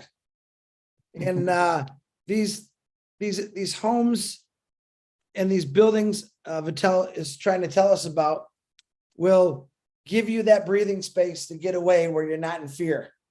To those who have left, the Sherry Dursaways, the Pat parents, okay, thank you for coming on here. You are brave. You're very brave. And then to come out, reach out to help people of something you've gone through. All right. Like Vattel said, as men, all we can do is say, we're sorry that happened to you. All right. People do change. People do change in their marriages and their lives. Some get happier. Some just might get a little more aggressive. That is not life. That is not love. So reach out to anyone on here. If you're going through one of those situations, we'll get you the help that you need as of right now. But Obless is going to be, this is one of the things that Obless is going to be tackling through us. Like I said, Vattel and a lot of Jamaicans I know that can't be on here tonight are loving this. They're taking care of Jamaica. All right. Me, I want to take care of Michigan. All right. The farmers, they want to take care of all the farmers with the food. I mean, it all comes together, guys. It's life. We need food. We need healthy food. We need the anger to stop. We need people to stop hitting people. This ain't right. Man, if we can go 1 week without no wars and no one getting mad, you would feel it in the air. You really would feel it. So I'm glad you came out tonight. We started a little early. I'm up to doing an Obless anytime during the week since we're not doing too much. We are doing a lot of migration still, but it's always good. I want to thank you, 4 individuals, especially Vattel, for coming on here. Very, very professional and showing us something that a lot of people are still trying to hide. Let's not hide the bad things anymore. Let's bring it out. Let's show the people who do this, we're not going to take it anymore. Are we going to get you? No, we want to help you. We want to educate you so you don't hurt someone who does love you, so they think, or yourselves. We don't need that. Your kids certainly do not need to be in that environment. All right. It's going to make them think differently. I guarantee it. So I want to say I love every one of you. Thank you for coming on here. I appreciate Bruce Gerstein. Thank you for helping me with co-host and anyone else that was on there. I didn't pay attention to it too much tonight. I want to thank individuals like yourselves who just want to do something different, who are tired of seeing the same, I'm going to say it, crap over and over and over again, and no one really wants to do it. Let's change that. Let's take one step at a time. All right. Homelessness, one step at a time. Abusing women, children, men. Let's change that one person at a time. We can do this, guys, gals. We can look at Anne Marie. I could probably follow Anne Marie for a week and better myself just listening to her. Sure, to educate me. All right. There's people out there. Maybe you think, oh, I'd never get you would learn when you see what she's got to go through on a daily basis. Call a social worker. My daughter, is a social worker, but for senior citizens. Pretty tough. Be a social worker for young kids that have gone through battles with their parents. It's not so much fun, but we can help them. All right. On that note, don't you forget tomorrow. I think it's in the back office, 11:45 for the light show, 12:15. We will be having a corporate webinar. Be excited for that. And I want to remind you what Ash Mafara said. He said, come really just to listen what he's got to say. Be excited, but he really wants you to pay attention. On 360, which was a blast for me, because I get to make fun of him a little bit and maybe take some of that stress off his head, make him laugh. Myself, Marty, and Red. He said a lot of things between the lines.